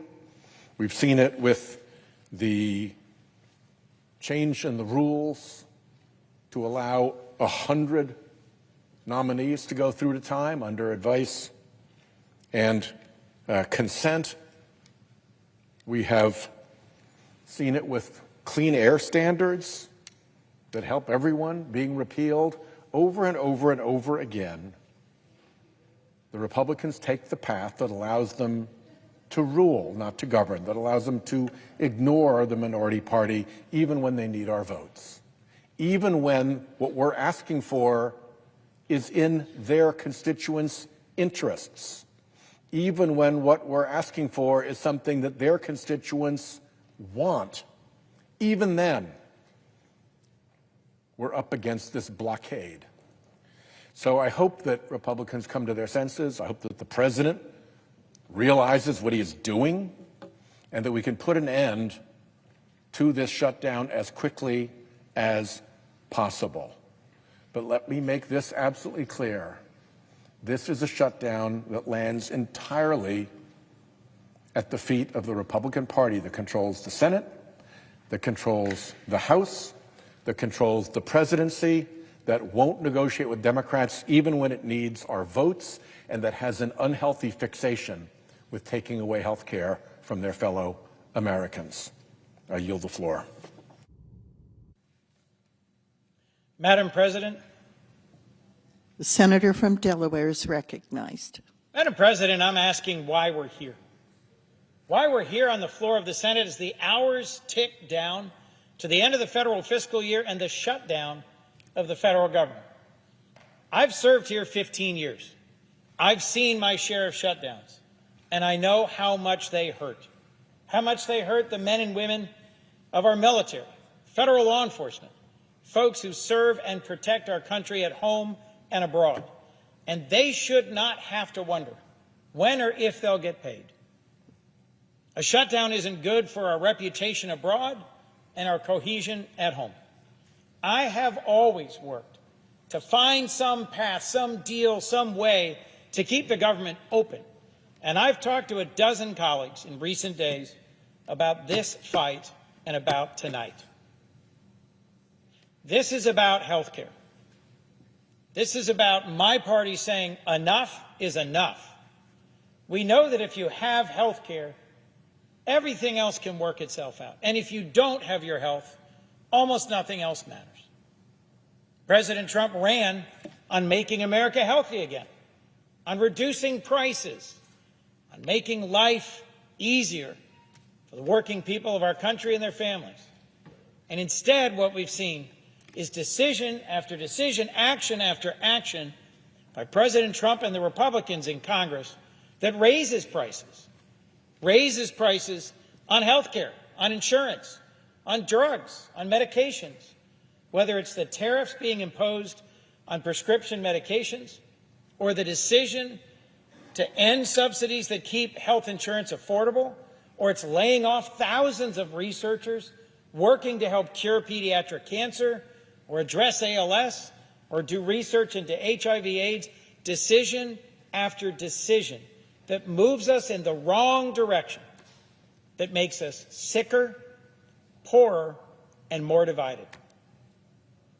I'm usually one of the first to walk across the aisle and say, let's find a solution, let's find a way out of this, and I've been doing that in recent days, talking with colleagues. But I can't see a way forward if we can't change direction and together say to the people we serve, we want to help with your health care. We want to stop the cuts to NIH and CDC. We want to reduce the increases in health insurance costs.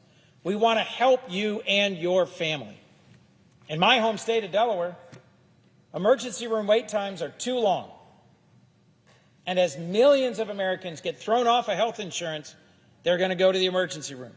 And those wait times will get longer and longer for all of us. Next month, we're going to find out how much health insurance premiums go up. For some Americans, they're going to double. But for all of us, they will go up. Health care is getting costlier, and Americans are getting sicker. So why am I standing on this floor tonight saying I'm not voting to keep this government open? Because enough is enough. There are ways we can and should work together to change direction, to put on the floor the bipartisan health appropriations bill that'll restore tens of billions of dollars to the NIH and CDC, that'll stop Trump's cuts to American health care and insurance and research. There's a path towards reforming and extending the Affordable Care Act that both parties should agree on. But folks, if you're listening, your member of Congress needs to hear from you, needs to know that you want us to work together to reverse course and end Trump's tragic cuts to health care. If my colleagues don't get those calls, they won't change direction. If they don't change direction, we won't reopen this government. Make no mistake, we have Republicans in control of the House and Senate and the White House. If they want to find a way forward that reduces the harm to Americans and our health care, we can. And I'll be one of the first to extend my hand to find that path. But if we don't change direction, we shouldn't reopen this government, because Americans have taken too many hits already, too much additional cost, too much cuts to health care research, too much increase to health insurance costs. This is a fight about America's health care, and we're fighting for you. Thank you. With that, I yield the floor. The chair recognizes the gentlelady from Minnesota. Madam President, I have 7 requests for committees to meet during today's session of the Senate. They have the approval of the majority and minority leaders. Duly noted. Thank you. Madam President, as my colleague from Delaware just noted, we are here today because Republicans have created a health care crisis for millions of Americans. And like the senator from Delaware, I am someone that works across the aisle all the time. I have one of the best records for bipartisan bills, and I think that's an important part of our governing, and that is to find common ground. You don't always pick your neighbors, but you find a way to live next to your neighbors. You find a way to work with them. And what is so unfortunate about what's going on tonight is that didn't happen here. There was no crossing over the fence with some coffee for the neighbors to try to have a meeting, to try to work this out. In fact, it was Senator Schumer and Leader Jeffries that had a request time and time again that got canceled on a meeting with the president. There is still time to continue to negotiate, but not if they're just going to say, hey, this healthcare thing, it's not a problem. Well, maybe we can deal with it in December. First of all, who would believe that when Donald Trump just decides one thing one day or posts something on Truth Social and then everyone changes what they agreed to, which has happened time and time again. So that's one reason it's not reality unless he's at the table. Number 2, it's not reality because this is not a December problem. This is not a January problem. This is a now problem. November 1st, that's when people start re-enrolling. Whole bunch of small businesses, 20 million people. More than a quarter of the farmers in this country who are already facing, as one of my farmers said to me last week, a perfect storm of ugly. That's about the tariffs, that's about their input costs with fertilizer, and that's about their personal health care costs. A perfect storm of ugly. When you're in a big storm in Minnesota, you don't just go outside and hold an umbrella and think maybe it'll go away. You do something about it then. You take cover then. You help people take cover then. That's not what they're doing with this vote tonight. We have a bill that would help millions of Americans sleep easier. We're still dealing with the tariffs. We're still going to push on that, which has led to all of these grocery cost increases. We see what's happening with the electricity cost increase. Costs are up, chaos is up, and corruption is up. But there is one thing we can do, and that's one of the biggest cost drivers when we look at inflation, and that is health care. So let's start with how we got here. We know that over 110 million Americans depend on Medicare and Medicaid. 110 million. These programs cover everything from hospital visits to life-saving prescriptions to the long-term care that allows seniors to remain in their homes. And these programs, along with Social Security and SNAP, which is the nutrition program, have driven poverty among seniors for years to record lows. Best poverty-fighting program there is, Medicare, Medicaid.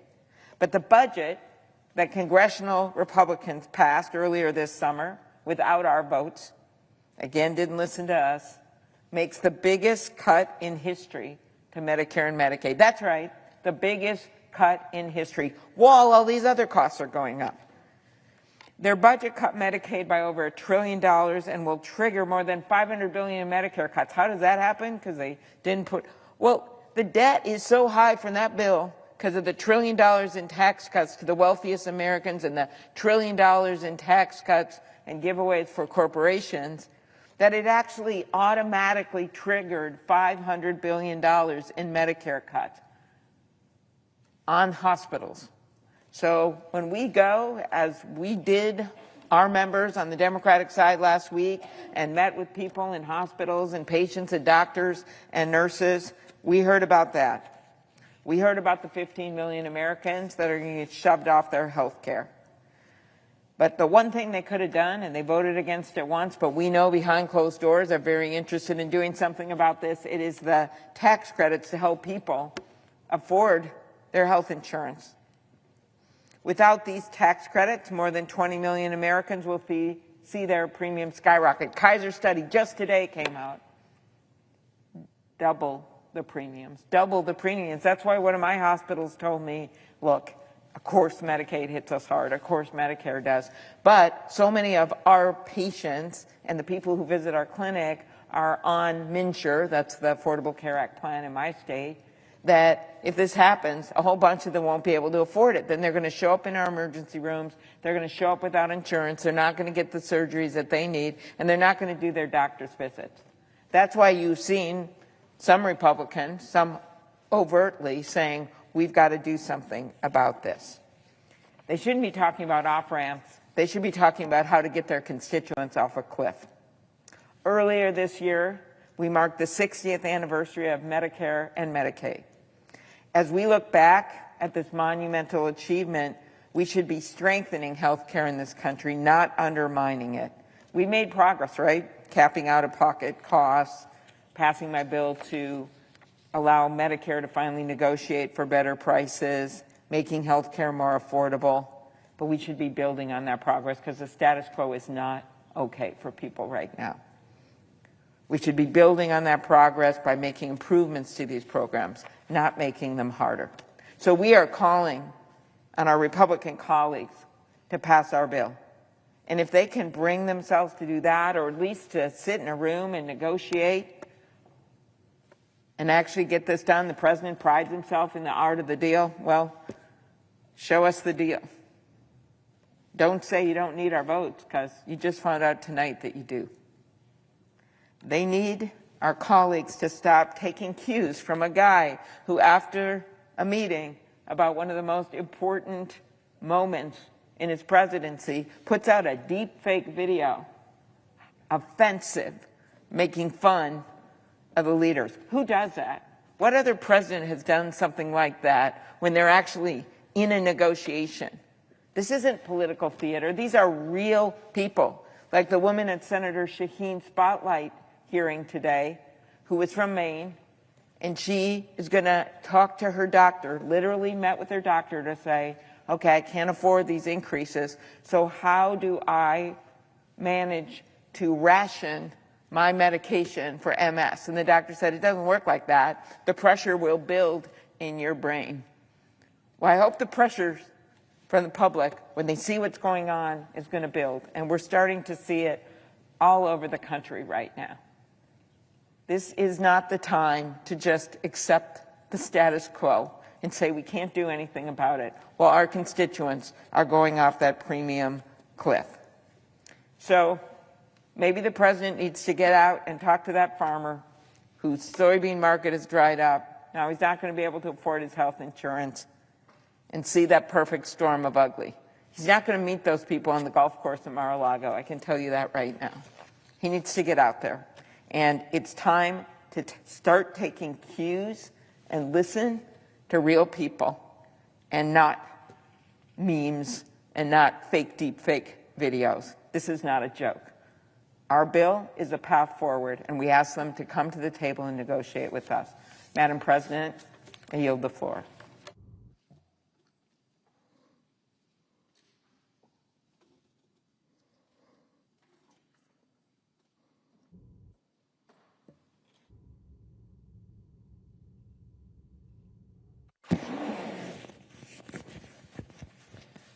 Madam President. The senator from New Jersey is recognized. Madam President, I rise today because I literally just about 2 minutes ago finished a telephone town hall with over 5,000 people back home in New Jersey that joined up to try to figure out what in the world is happening to our government right now when they see just this abdication of leadership from the White House to leadership here in Congress to step up right now at a time of need. Thousands of people from across New Jersey that had called in worried about how this shutdown is going to affect their lives, how the health care costs that they are going to be experiencing are going to reshape their ability to be able to deliver care for those that need care the most. The simple story is they're scared. The people I talked to, they were nervous about what comes next. And frankly, they're pissed off about this. They know that this is not how a government should function. They know that, yes, we need to be able to step up and have negotiations, but how can you have negotiations when one chamber of this Congress isn't even showing up to work this week? That's right. When I told them about how Speaker Johnson didn't even bring the House of Representatives to work this week, even though they were supposed to, they were furious. If we're going to ask public servants to show up to work tomorrow, if we're going to ask our military to show up to work tomorrow without getting paid, the least that our Republicans in the House of Representatives can do is show up to work here. We should be furious about this. It's an abdication of leadership. It is a dereliction of duty. It is one of the most shameful things that I've seen in terms of just giving up on something that is so important, is going to have so much impact on so many people across this country.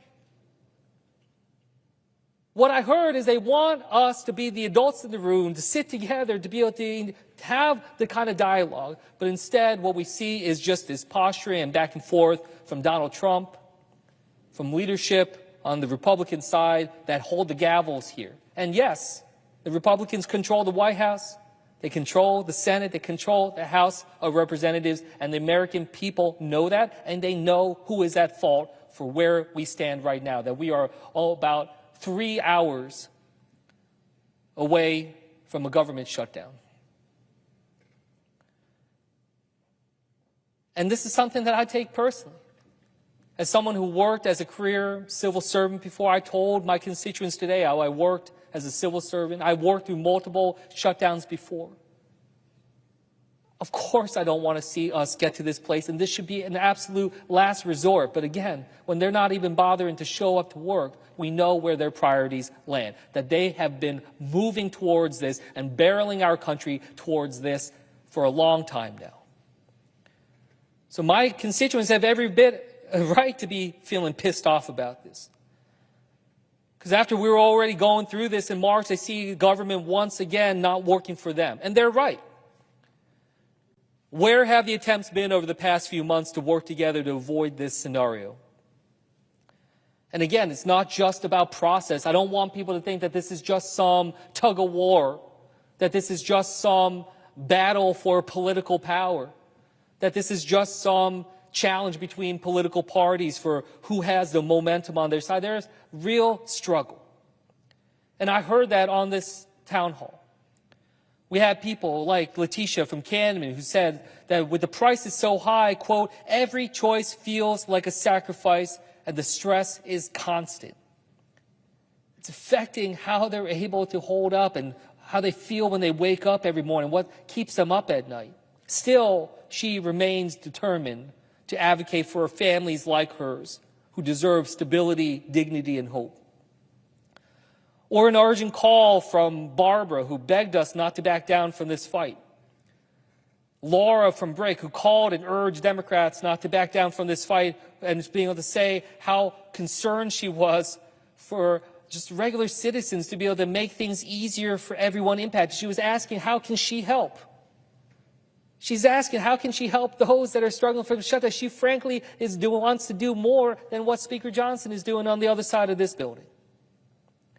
Or people like Mick from Toms River, who although was trying to be an informed citizen and learn what was going on, was having trouble figuring out fact from fiction regarding this budget because it's just the sheer amount of disinformation and lies that we see out there in political rhetoric. Lies that are blatantly trying to smear and make it difficult for the American people to understand what's at stake. So yes, when we hear the Speaker of the House talking about how this funding, that this is Democrats that are trying to cut resources from FEMA or make it harder for people to get care through the WIC program for women, infants, and children. Well, look, it's just deception. Because what we already know is that that reconciliation bill that was passed, this is something that is estimated to potentially affect 3 million people, preventing them from getting care through the WIC program already. 3 million out of 8 million that get care now. So who is it that's actually hurting people's ability to get those services? And FEMA? Are you kidding me? I literally heard it out of the mouth of the President and the Homeland Security Secretary that they want to abolish FEMA. And here we are hearing it from the Speaker, making it seem like the blame is over here. These are things that, these are issues that people understand, like Jody from Manchester, who is concerned that with all the rising prices, that she'll have to choose between being able to afford food or medicine, because costs are simply too high for her to be able to afford both. No one in this country, the richest, most powerful country in the world, should ever have to make that kind of trade-off.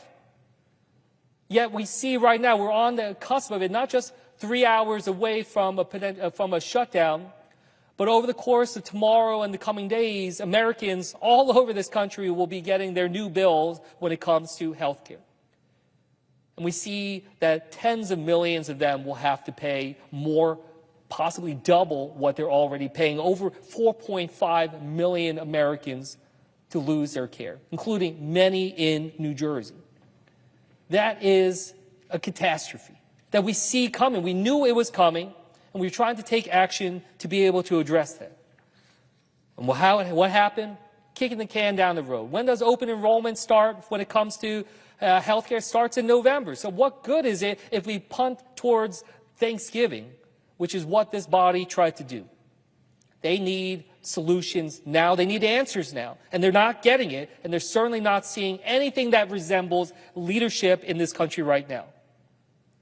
So yes, when I'm hearing from Lorena from Forked River, who says that, literally could lose her current health insurance if the ACA premiums go away, that's what we're fighting for.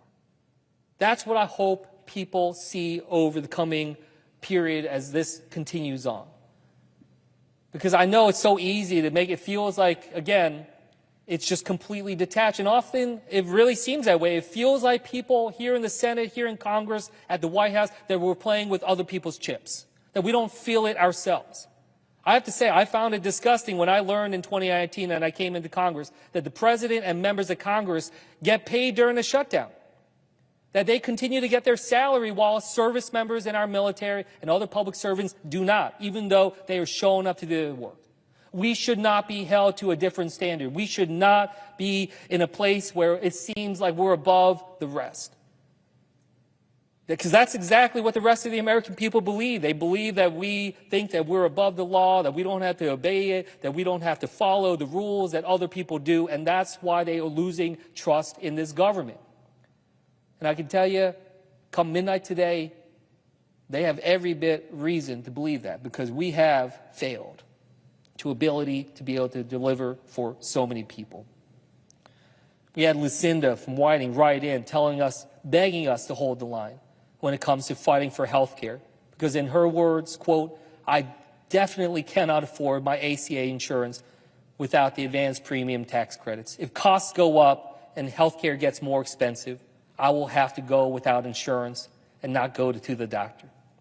These are just a fraction of the thousands of calls and emails and outreach that we've received. We asked people to share their stories. We got over 3,500 stories back just this week about people's concerns about what's happening with this shutdown and losing health care.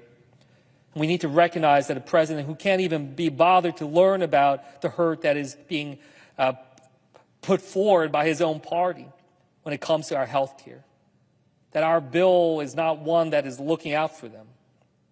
We need leaders who understand what is going on. We need leaders who care about the people they are supposed to be leading. We need leaders who will actually be the adults in the room. And yes, so I rise today to make that promise to New Jersey and to the American people that I will keep fighting for you and fight with you as we go through this. And we're going through uncertain times. We're entering unprecedented times. And I know that it's a lot for everyone. But again, we remember why we fight here. That while I'm giving this speech, I'm worried about the care that my father's getting. My father's health is declining rapidly. Every single one of us knows what it's like to have a loved one struggling when it comes to their care. And I know everyone knows that experience of saying that we would try to move heaven and earth to be able to make sure that they get the care that they need in their time of greatest need? And how can I, when I stand by thinking about 4.5 million Americans, including many in my state, losing health care, making it harder for them to be able to deliver for their family, how can I say that this is a time to roll over, that this is a time to stand down? No. You draw the line here. We fight for your health care. You fight for your lives, your ability to deliver for your loved ones, and to be able to stand up together and say, this is not how our government should work. This is not how our democracy should function. We deserve better. The American people deserve better, and that's what we're going to fight for. We're going to fight for better. With that, I yield back the floor.